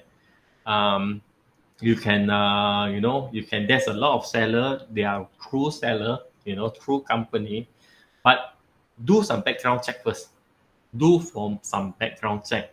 I know if you get from China, because China they have an agreement with the postal, the world postal, whatever people, whatever. Anything that's sent from China is cheap. Anything that's sent from US, UK, Australia, whatever, those developed countries, they are expensive. China is cheap. That's why they can sell you things very cheap, send you things very cheap because their rate is different from the rest of the world. Don't ask me why is it, but it is already agreed that yes, the things are cheap if you send from China. And yes, you can do that. You can buy from China. I can you. I will say that if you want to buy from China, get it from Lazada or Shopee because I bought things before and I have returned things before. So far it's okay. I buy directly from China, like Taobao or whatever. I get scam also. They come in, the quality is not bad. I cannot return them also, or I return them, they don't send the replacement back. So I get more problem with that kind of thing. Okay, but if you have already very confident your bias, yes, it is okay, but do some background check. Okay, do some background check. And when I say here, buy from online overseas one, I was more referring to US or UK, Australia, or things like that. There are company in those part of the world that has actually they are very big company and they sell almost everything. Um, but you make sure that you know what's the shipping rate. They are very expensive. They are not like China, like somebody just now say one. Oh, yeah, the telescope is 1,300, plus shipping is only 1,500. Hey, 200 ringgit only, 200 ringgit is like, oh. If you have sent item before or you have buy thing from overseas before, um, for example, I have sent something, just a small printed circuit board, just a small board which is about 200 gram to America using DHL or FedEx or whatever. They cost me like 300 ringgit just to send a small thing. It's the same thing when you send something from US to here. It costs a lot of things. So check the shipping first. Okay, check the shipping first. Um, they are very expensive if you buy from from this US or UK whatever. So the the price of the scope may be like maybe I want to buy an eyepiece about 100 US dollar. Okay, 100 US dollar. But the shipping may be another 100 US dollar. So it becomes 200 US dollar just for one eyepiece, because the shipping is much expensive. And also this one is not China because okay, if you get things from UK, US, Germany, whatever thing, when they come to Malaysia, right, they usually tax you. They usually tax you. Okay, the China one, it is a very I don't know. I mean, maybe somebody can explain to me how they can run away from getting taxed. Maybe you have some loophole, whatever. Because a lot of things, you buy from Lazada, whatever, you come here, you try and see, it directly come to your house already, and no problem. But if you try getting something by yourself, when it come to our local post office, they will usually you know, get hold up by our custom department, and when they hold up your thing, they usually request you to pay like 10% duty. Okay, and based on the 10% duty, you need to pay extra 50 ringgit for the processing fee for them to ask you to pay 10% duty. On top of that, they want 50 ringgit more, so it can get more expensive. Okay, yeah, I mean, China is crazy. I mean, really crazy. I'm trying to learn how they do it also, but think from there they come in is much cheaper. The only thing is that yes, you may have a problem. I'm not saying that don't buy. I myself I also buy. Okay, I buy from China also, but try to make some background check. Okay, check, make sure that everything is correct. Then yes, you can order from them. Okay, any question again? I mean, the Celestron one, I'll cover a little bit later. Okay, cover a little bit. Maybe ask me again. Okay, Michael, Okay, remind sure. me about that question again. Okay, okay, this is actually gotten from Lazada. I brought up this one. Okay, this is from Lazada. a lot of time they actually want to buy things from Lazada. They ask me, "Hey, this telescope good or not?" Although I'm selling telescope, but then you ask me of another shop telescope. Say, "Hey, this one got this 80 ringgit only, so cheap 80 ringgit only." I spend money also. Well, if it's fake also, I not so simple. I'm not so so expensive. I wish but it's actually 80 ringgit is a lot of money. If you think of it, if you get something that is totally not functioning well, even if it's 80 ringgit, it is actually not worth it. Okay, not worth it because why? Um, a telescope should perform to a certain quality. Okay, if I give you a telescope, the telescope is maybe 50 millimeter or 60 millimeter in size, they should produce certain kind of quality, certain kind of result. If I get you a lousy toy telescope, those telescope that really not working one, I give you 50 millimeter one, although it is cheap, but you can't see anything out of it, or you can see something but it's very blur. Then what will happen is actually that you may have thought that, hey, all the telescope like that one. Then if I buy telescope, more expensive one, then I'm going to waste my money again, right? Because you see that, oh, telescope, so lousy one. So it will give you some impression that all telescopes are like that, and you're not going to venture into astronomy anymore just because you have a bad first hand, experience with a lousy telescope. It doesn't mean that the other telescope is bad. You thought that, oh yeah, it's bad, all the telescope like that. So this one is cheap, but there's a lot of I mean, if I don't know anything about telescope, I look at it, wow, okay leh, 80 ringgit only can buy click buy now. I see this seller, wait, 96%, good. Ship on time, chat respond, everything okay, right? So you think that, wait, can buy 80 ringgit only, right? So what happened? If you look at it now, everything is wrong. Okay, if you look at the description, everything is wrong. Yeah, you see what? Spelling error, right? What is this? This is a spelling error. This also what? Spelling error. So it's trying to mean, I think, Saturn here. This is Venus here, spelled with Venus, have to Venus.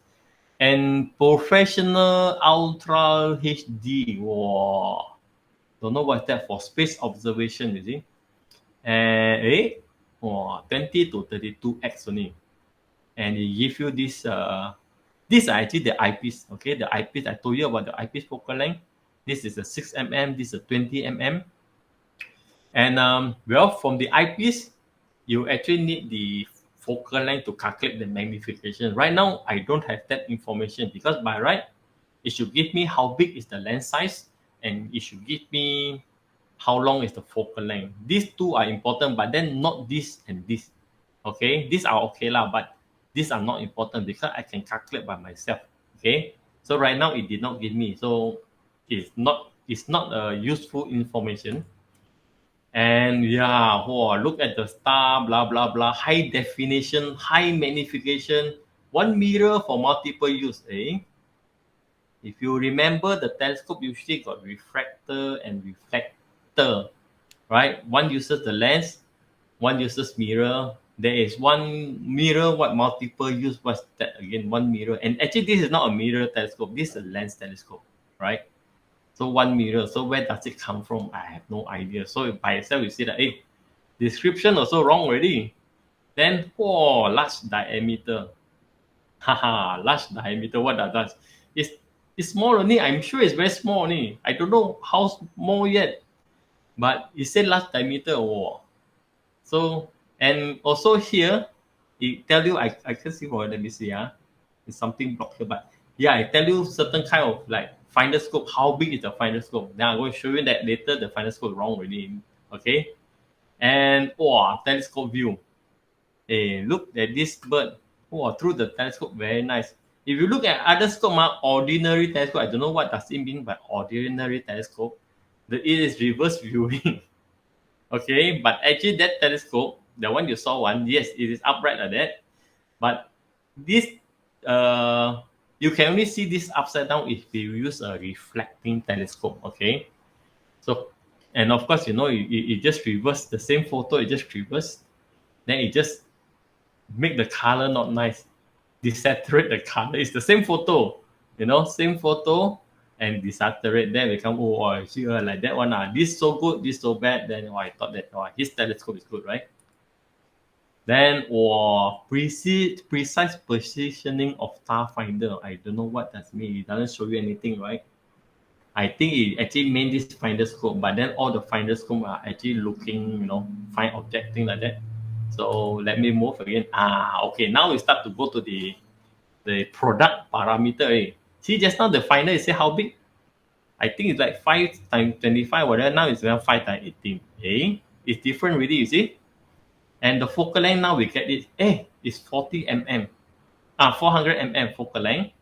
Then suddenly you see this 12.5 and 20. If you remember outside just now one, it is 6 and 20, right? So now you see which one is he giving you. Now become this one. I don't know which is correct also. Okay, that's just now one or this one. So if you look at this kind of thing, you should, be aware that it is probably not a scam, but you'll probably get a very low quality telescope. And also, if you look properly, this one is only for, only we know, only we know is that if you look at this kind of telescope, right, usually they supply with a small eyepiece. Okay, small eyepiece means is that the barrel of the eyepiece is actually small one. It's a 1-inch one, similar to those eyepieces that use in microscope. Very small, very hard to see. And normal telescope is actually use a bigger eyepiece. We call the 1.25 inch. This one is usually it's just a 1-inch. Okay, our one is 1.25. 1.25 inch is a standard eyepiece, which is actually a good size. 1 inch is too small, okay, and very low quality. Okay, so what happened? If you go to their website, right, in fact, they are actually review also. I don't know whether you actually believe or not. This kind of thing, they got good review, got people say good, and very good, excellent product. Okay, coverage is good. I don't know why it means coverage is good. Then I hope to give you a try. I don't know what that. Okay, then it says perfect telescope for beginner. Very good purchase. So beautiful. Wow, 5 star. Yeah, 5 star. Recommended, right? Then it says after installation complete, worth the money. You can buy with confidence and wait a few evenings to try the view. I think that these are all fake reviewer. I don't know whether you agree with me, but it is very hard. I know the price is good, but other than the price, if we just see at the telescope, I don't think the view of the telescope will impress anyone. Okay, it will not impress anyone. Okay, then what else? There's even one more review. It says that since I had this telescope, I had been researching every day. Researching every day, like researching is maybe like, to me, it's like to get some scientific data out of it. Okay. And actually, this guy that say that he had been researching every day, he actually posts a photo also. Yeah, he's researching every day. I don't know why. Looking at the another apartment, they've been researching every day. So you can go to the Lazada website, search for it. I'm not going to tell you where is it, but take a look and you can see that these are all kind of I don't know, reviewer that put inside there. I believe it's a fake reviewer, although there are photo and things like that. But I find it hard that people will like give a high review on this kind of thing. Okay, and I think it's a bit late for me, but I would give me maybe 10-15 more minutes. I'll go quickly on all the scams so that you know how to look for. Okay, if you look at the first one, the first telescope and the second telescope, they are actually by a different shop. They are different shop, different kind of telescope also, slightly different kind model. But if you see at the description, they are actually the same. You see, they have the same spelling error again. The same thing like HD, astronomical telescope, blah blah blah, C star. And you see the price is quite similar also, right? But they're sell by a different seller. Different seller which has I would say a good rating also, right? Good rating. So for those people who don't know, they think that yes, good rating ma, everything okay ma, ship on time ma, or buy, you see, and cheap only, 70 is cheap. And I can see a lot of things. Actually, you use the telescope, can see Earth. Oh, that's good. So okay, so what happened? Let me go faster. Right, again, you can have all kind of thing, claim this and claim that.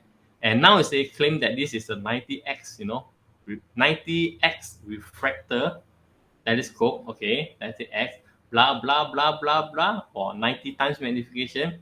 Okay, 360 mm light entrance aperture. Oh, this is focal length. Okay, then light entrance, I don't know what it means. Why suddenly got 400 mm from here? I do not know where he got this number from. Okay, then yeah, I come up with eyepiece, 6 mm, blah blah blah blah. Then I say here upgrade 80 EQ coating. I've never heard of this coating before. Okay, maybe it's a new scientific coating. I never heard of 80 EQ coating. Okay, 80 EQ coating.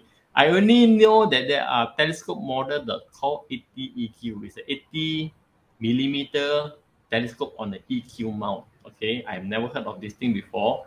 And again, blah blah blah blah blah blah blah. Hey, actually, just now they got, you see, season with the phone holder with the phone, and then suddenly it's a small letter there say, "Hey, no phone holder."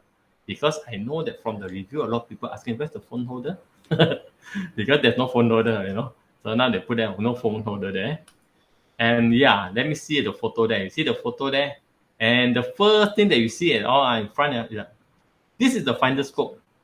Okay, this is the finder scope, and this finder scope is actually able to align, put the object. When you look through the finder scope, you find an object. The object should locate in the main scope also. How you align this scope and this scope is by looking at this scope first, on the terrestrial object or whatever. Maybe look at the moon. Then you align this one to make sure that the view here and here is the same. So to align this, you need actually to have a screw here, to adjust thing. To adjust this scope, this scope is actually free one. You can move up and down, So now it comes with this kind of finder scope, we call it, and there is no way that you can actually adjust this. So how are you going to use this one with this one? They will not be synced, okay? They will not be synchronized. So it is impossible for you to get this and this aligned without the screw here. So how to use, I have no idea. And again, this is a small eyepiece, okay, small eyepiece, and there's something here, I'll explain more about that. But there's a small eyepiece, it's usually about a 1-inch eyepiece, okay? And you see there's nothing there. And folding design. Actually, I do not know what does this folding design mean. And double HD. I don't know. It's a HD is good. Double HD. In fact, there's no HD lah. Usually we don't call telescope as a HD. HD you can say as your phone, your TV, but you have a double HD some more. Better than better. High caliper. Wait, I have no idea. I have to check Google. Maybe someone can help me. What does it mean by this thing? Okay. And if you see this, wow, everybody enjoying, can move vertical and horizontal. I does not understand. I don't know what does it mean from that. And you see the telescope, if you look properly, it's oversized. It's a small scope and it's not as big as this one. If you think that this bedroom scene is correct, this telescope should be somewhere height of here only. It's about a floor and about maybe a feet above the floor, and it's like that small. It's not until wow so big like that, right? So high many flying car power. Oh, so high. Okay. So again for kid, warning, warning. Okay, and this one can perform like torchlight, I think. I think this one look like torchlight. Instead of light coming in very parallel, this one like something shining out. Okay, so this photo itself, normally the telescope itself, I don't know why they do until that long. Never see that long one. Okay, and usually we see this, we have a diagonal here, which bend the light out. I don't see put a diagonal here also. So I don't know whether they're actually using this scope also to actually look at things, and and I don't know people that actually take this photograph know how the telescope function also. So they just simply take a photo to show you, right? That's why I show you already this one. And yeah, these are all plastic thing. Okay, you can know that they are plastic, they're very small. Okay. So what? If you look at the telescope earlier, if you go to Shopee, you go to Lazada, don't be surprised to find that there are many sellers that claim to have the same telescope and claim to have a similar price. These are two separate seller. I can see that they are slang off. It could be that they are actually even the same seller, but they use a two different name for their account, and they purposely put a price like that one, and they actually have the same kind of poster, and just one poster they say, oh, great sale, fast delivery, best price, whatever, yeah, I don't know what, but both of them are actually, I would say that it's probably the same people. They use a different username, they have the same description, they have the same scope, and they claim this and that. So yeah, I blocked out the name. Yeah, this guy is sell by this guy, and what, now we see the same scope about the same size, and now what become 150x already. Oh, 150x already. Suddenly become high power already. Same thing, everything. I think, so it's getting higher and higher with the same telescope size. You get higher magnification. Now you have free gift, Oh, tripod is a free gift and have starman or whatever, right? Okay. Now what?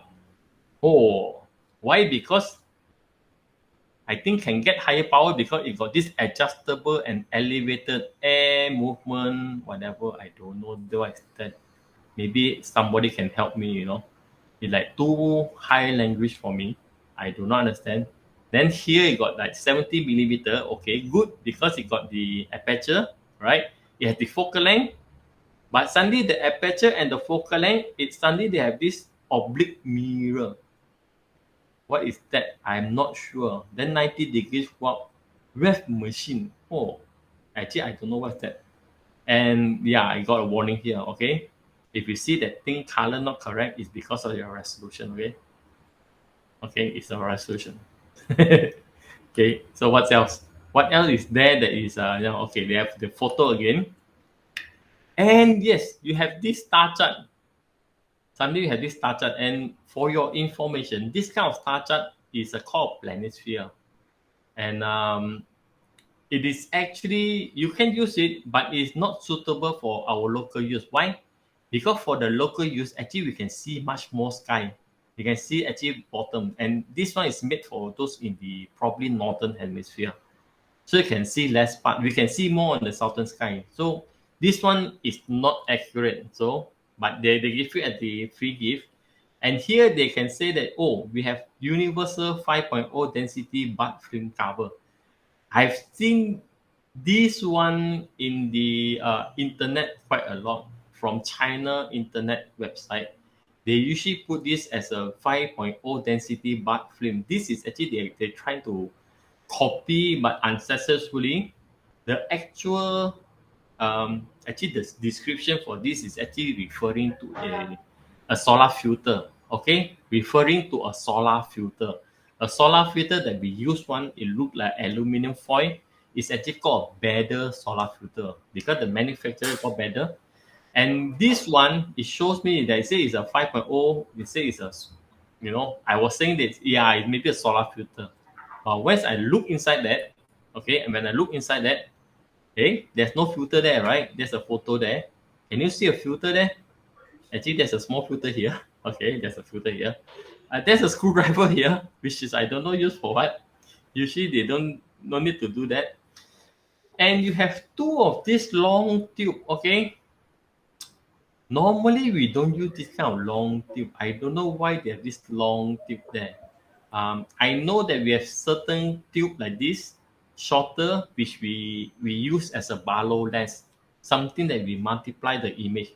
And I do not know why this kind of manufacturer they have this two long thing there. Okay.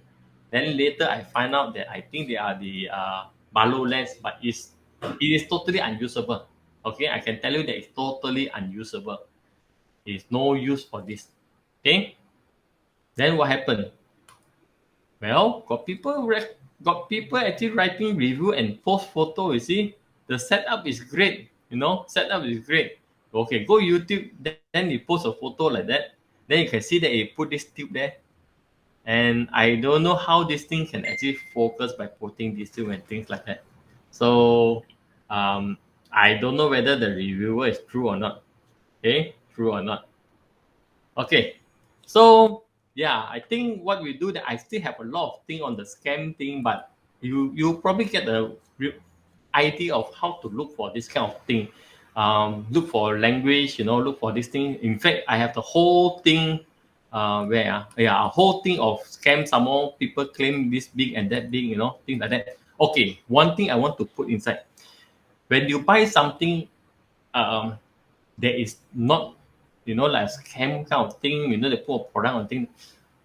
Do make sure that one thing that you have to make sure that do not buy those solar filter that advertised by some people. They are very unsafe. Okay, the solar filter that we sell one, it usually have a certain standard. And a lot of the solar filter, especially from China, they are not meant for solar filter, especially the one that they put at the eyepiece, the small solar filter. Which I mean? If you look here, this kind of solar filter, it's a small thing that you screw to the eyepiece one. They are actually telescope that actually supply with this filter, Even now, there are still telescopes that sell with this filter and they are not safe. If you use it, you actually put it on the eyepiece side there, then the light from the telescope actually focus on the eyepiece there and you actually burn a hole here, then you directly go to your eye and you go blind. So do not buy any filter that is black, like this black glass, and you attach to your eyepiece. They are still selling, they are selling in the internet, and do not get that. They are totally bad. Okay. There's some more information. You see the eyepiece, the filter here. There's a filter here again. Okay. Okay. This is another scam that is found around Facebook. Do not get that. I take one of I churi from somewhere, but yeah, this is a scam. That looks like a shop selling telescope with people posting with a big scope. But yeah, I heard that it's a scam itself. So yeah, I have a lot of things, inside here which I not cover. And yes, you imagine this is the last scam that I want to cover. And this scam is actually still in the internet. It's very elaborate. It's something like Kickstart project also. And this kind of thing, they actually trying to sell for 3,000, plus shipping, and this thing, see, to Malaysia, there's another tax and shipping thing, And this telescope itself is actually a 4.5-inch telescope, and they put on the marketing so well.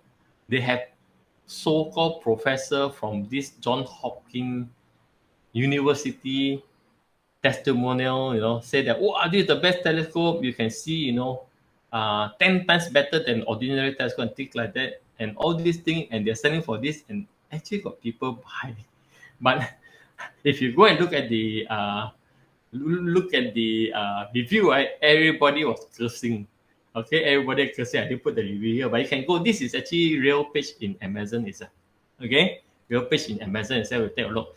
Okay, so yeah, I'm end of this one. I end here. So I think I get back to the question, the Celestron one. Michael, what was that? Those product on Lazada or Shopee branded as a Celestron from China. Okay, I have seen the advertisement. I'm not sure if I can answer that correctly. Actually, I have seen that. Actually, if you know in Malaysia, I think there's one dealer in KL selling Celestron product. Okay, I also sell some Celestron product. They are very good. But in the Lazada itself, I believe you can search for Celestron telescope, and suddenly you can find out there's a what Yomi, is it something like that? If you look there, there's a Yomi Celestron or something like that. I'm actually not sure whether that's a true product or not, because the true product is actually sold by Celestron itself. I do not know why they have this extended name for the Celestron product. I think Yomi or something. Was it that? Let me see. Let me. I off this one first. Let me stop sharing here first. Yeah. Let me stop sharing this. Yes. So yeah, there are some Celestron product labeled as some extension Yomi, Celestron or something like that. I am not sure whether that's a true product or not. I don't know whether it's a scam or not. Maybe they get some rejected product from Celestron, maybe or whatever. I am not able to answer you that, but I've seen a lot. I've seen a lot in the Lazada and Shopee there, but I cannot answer whether there's a true product or not. Maybe somebody will order it, they get it, then yeah, see whether it's a true product or not. But you can get locally. You can go to KL. There's a dealer in KL that sells Celestron product. I have a 2-3 model that's Celestron also. Okay, so yeah, I mean, I cannot advise you on that. I cannot say that, oh, you should only buy from here. You should not buy from there. But what I said earlier is generally true. Okay, generally true. It's but you can. We have an internet. You can just search, do your own research, and find out. There's it's hard to cover all the things. Yeah. Anything on your side? So there's some question about. There's one question regarding the current stock in the market. It seems like a lot of local seller, they don't really have stocks. This is correct. This is correct. It is very true.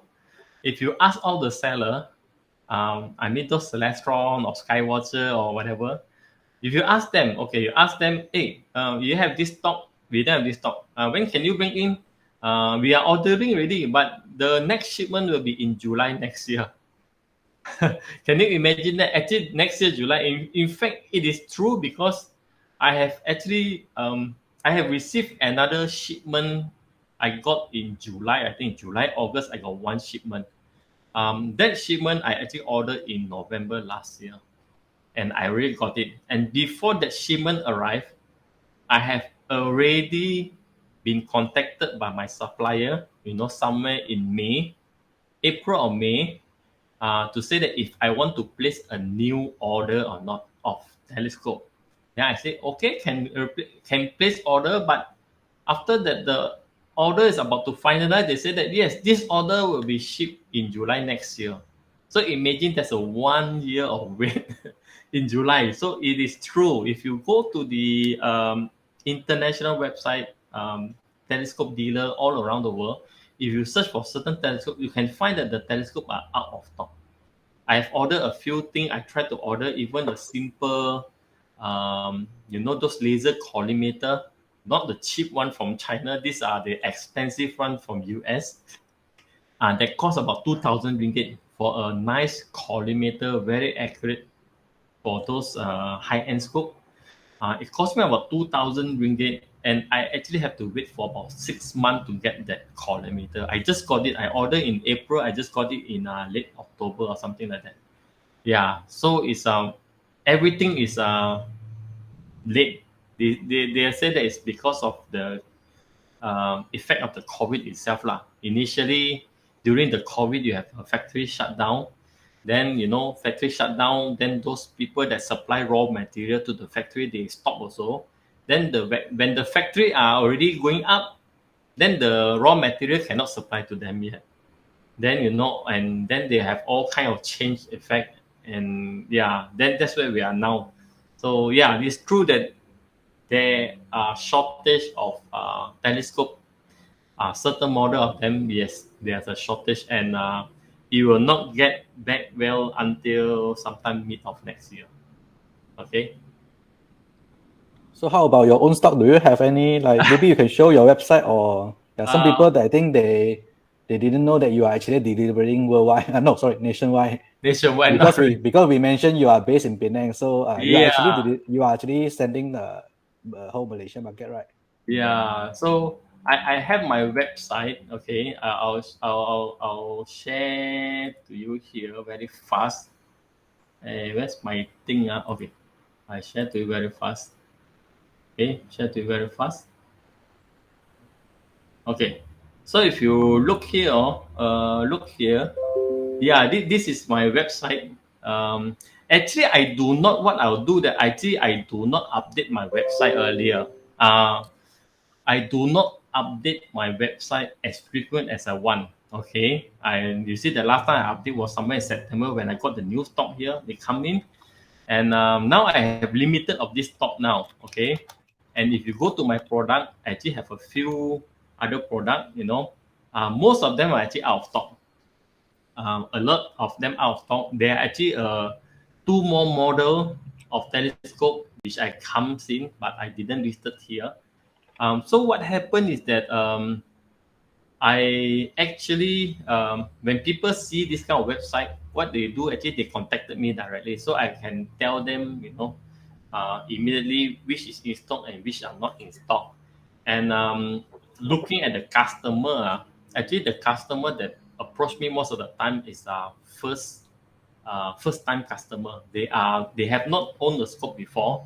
They don't know what they want, and usually they have limited budget. So when they usually come and talk to me, they message me or contact me, I would recommend these two models, the Celestron 80mm and the Celestron 70mm. Now this kind of telescope, the small one, for example, is actually priced at 495. So most of the time they actually buy this one, and the reason that they bought this thing, that they actually give a reason that my son or daughter birthday is coming, I want to get a telescope, so they buy this kind of thing, and they don't want to spend too much. They don't want to invest too much. They just buy this one, which is around 495, and they are very happy with it. So far, I have a good review on this kind of product.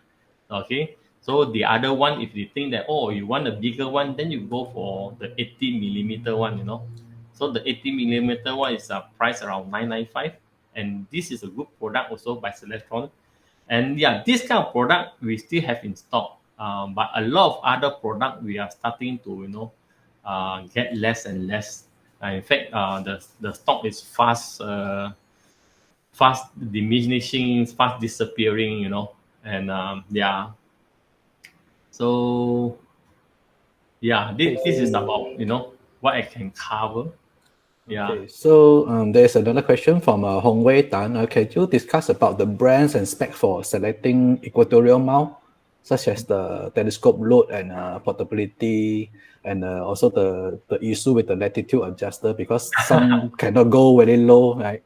Yes, this is an excellent question. Actually, this is for, I think he's a very advanced advanced amateur astronomer, right? Because he knows about this telescope and things like that, mounting. Yes, okay, equatorial mount. If you want to go to the equatorial mount, okay, the cheapest equatorial mount in the market that's portable is the Star Adventurer now. It's a very highly rated equatorial mount. Of course, there are other equatorial mount that coming in, like those from the Iotron, those from the I forgot what the Japanese brand. Yeah, they come in also. But what he meant one maybe is going up to the real equatorial mount, which is slightly bigger already. So an equatorial mount, there can be two. Okay, you can get the equatorial mount, for example, EQ3. Okay, EQ3 mount. It's very famous. You search in the internet, EQ3 mount is an equatorial mount. That is a smallest startup for most people. Let's say if you want not too big one, it's a smallest startup EQ3 mount, and that mount will cost about 1,000 plus a bit. And let's say if you want to do imaging, you can put just a motor on it. A motor will cost another 500-600 ringgit, so it costs about less than 2,000 for the mount. And that mount is good for you to put a telescope such as a 6-inch reflecting telescope. Okay, 6-inch reflecting telescope. I don't have the number with me, but it is about 6 kilogram, maybe more than that, and that is about the maximum loading for the mount. Okay, so a minimum one equatorial mount, which is about handle 6-inch Newtonian reflector, costs about 2,000. Okay, so that's a EQ3 mount. Of course, you got other mount like go up to EQ5 mount, or you want to go EQ6 or EQ8. That kind of mount is heavier loading, costs about 5,000 and above. But most of them actually come with a go-to capability. Okay, EQ5 can handle 8-inch telescope, no problem. EQ6 can handle about 10-inch telescope, okay, and even 11-inch Smith Cassegrain. Okay, so I think that answered the question, Michael. Do you think? Yeah, Is okay. that what So another question from FN Chen. Can you suggest any reputable China print scope? Is there there are any at too all? there are In too fact, is there many. any? Actually, all our telescope come from China. Okay, no matter Celestron, Skywatcher, I believe even Meet or my one I bring in Sharp Star also, William Optic. I believe they are all come from China. So if you say China, actually they are all China company, okay, but they are under license, international license, so the quality is very good.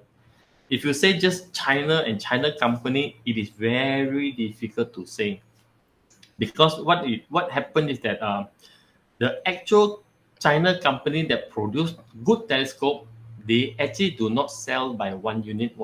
They actually sell to the the supplier of, or the big company, For example, Skywatcher or even Orion or things like that. I believe that this kind of company, they don't do all the telescope by themselves.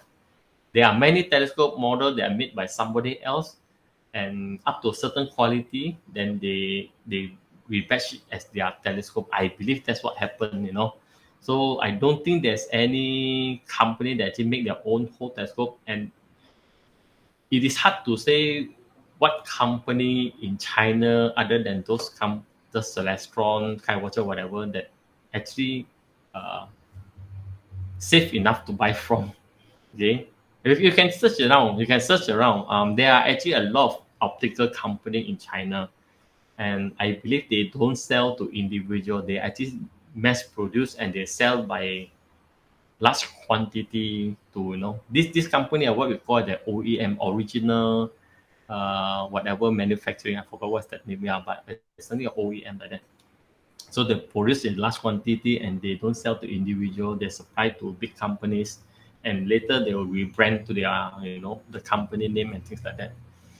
So yeah, anyone you can think of, Michael? If you deal with any China, I'm not familiar with that. yeah, even there are company that coming out, not telescope one, like maybe Michael familiar, those company that sell camera, those what mass camera, what the player one, is it Yeah. player one?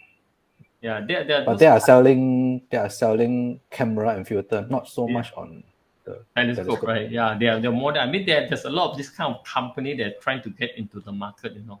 So even company that some kind of this kind of company, I think we also encountered those like AstroPen, whatever, which we are so skeptical, so whether it's a real company or fake company. So even ourselves also, we are trying to say, really this company can trust or not? So yeah. So it's hard to say. I mean, it's hard for me to advise you, which company in China or where you can actually get a good source from Taobao or whatever.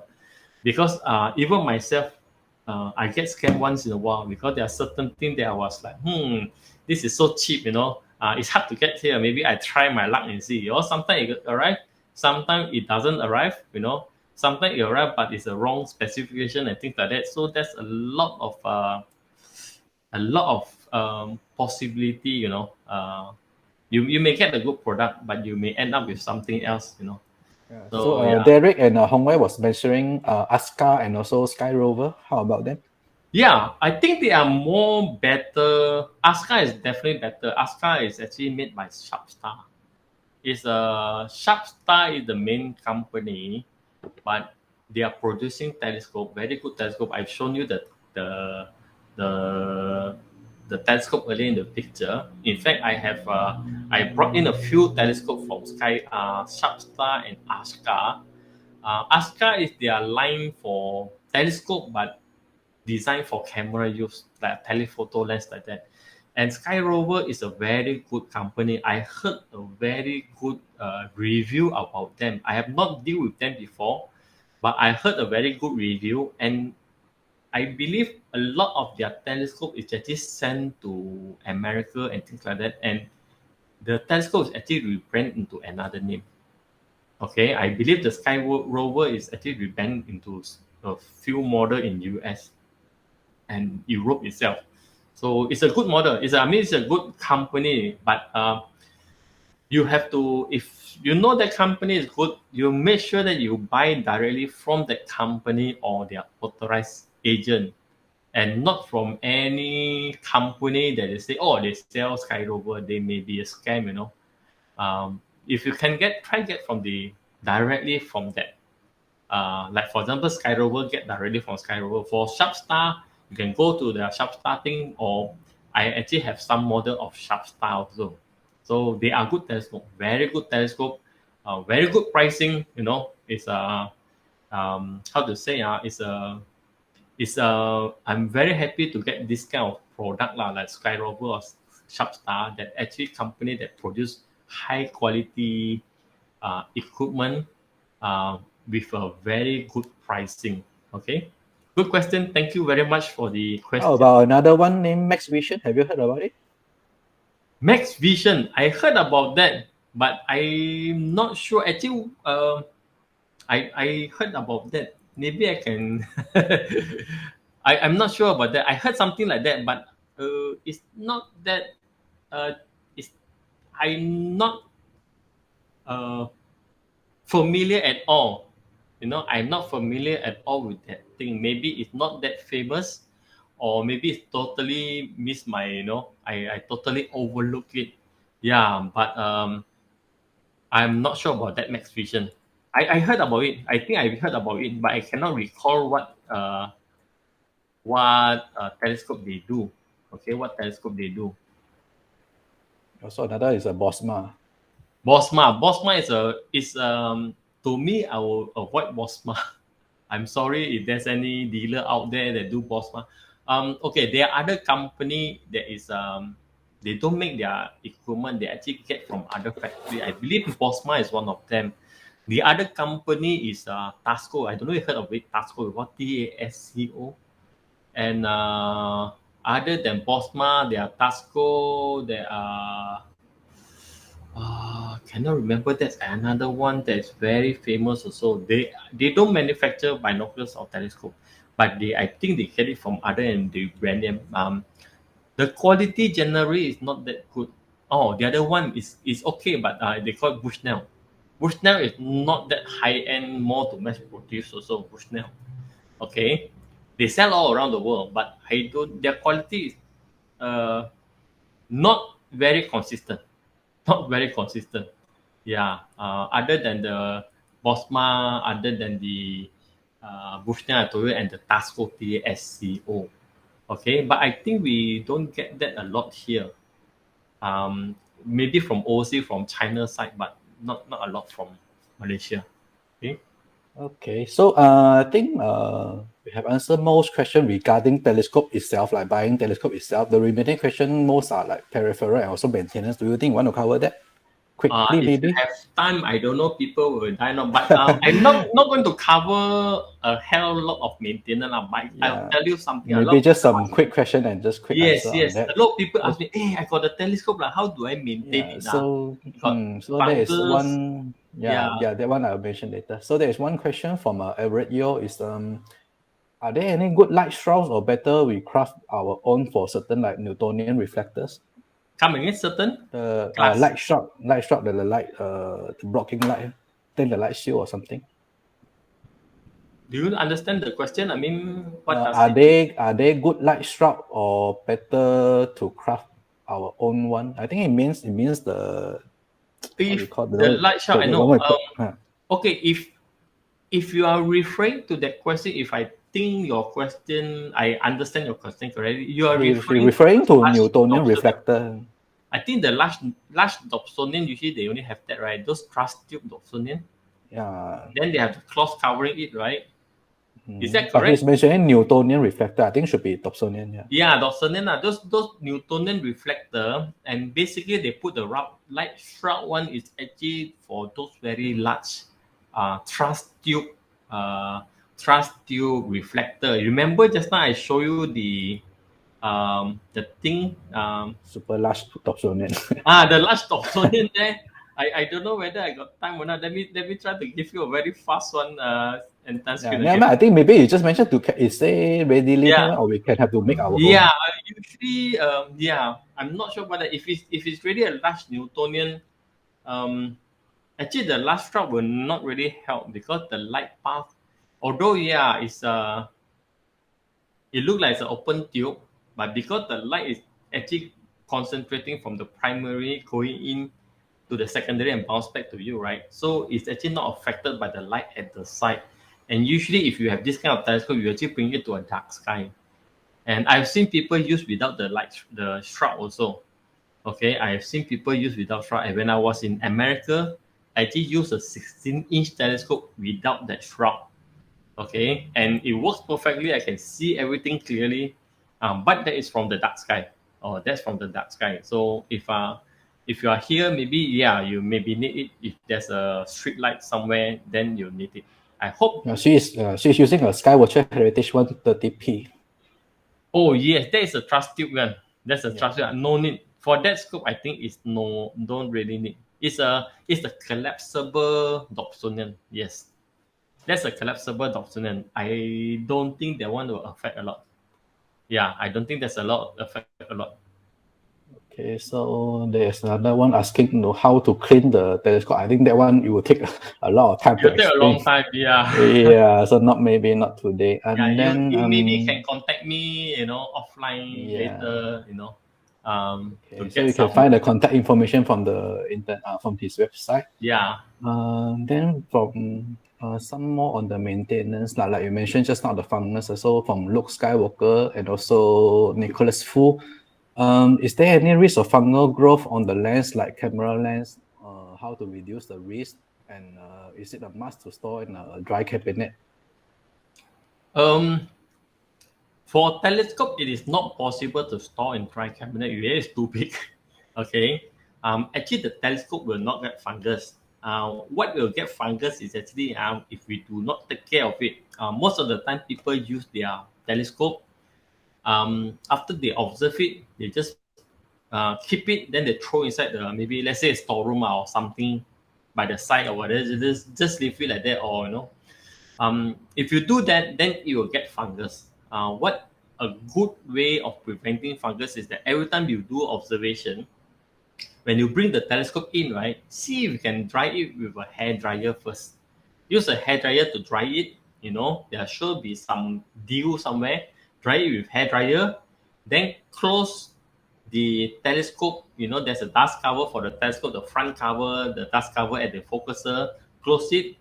Then do not put it inside a storeroom or whatever. Just you can leave it near the living room, somewhere at the side, at the corner of the room, whatever. Leave it there. It is okay. Fungus will only affect the telescope if you keep the telescope in a dark area, and there is no well ventilated room. It will get fungus. Okay, if you put in the corner of the room, and sometimes even the room you get on aircon is very good because aircon air is quite dry. So far, I don't have any problem with the fungus growing if I put it at the side, at the corner of the room, well ventilated, all these things is okay. But yes, because our place is hot and humid, every half a year, I have to clean my mirror actually. There will be some tiny spot of fungus. Okay, there will be some tiny spot of fungus. It is not 100% preventable. There will be some fungus, but for telescope like a reflecting telescope and certain refractor, it is actually not difficult to clean the lens. You can clean it by yourself, or you can contact me. Let me know. I can help you clean it. Okay. Newtonian is the easiest to clean. You can send me Smith Cassegrain, that can be cleaned also. On the refractor, a simple lens refractor, no problem, unless it's a triplet reflector, that is a bit difficult. And same goes to the camera lens. Camera lens is actually very difficult to clean because they always have fungus inside the lens, between the lens itself. So it's very difficult, and I don't have experience cleaning camera lens. But same way to maintain the camera lens.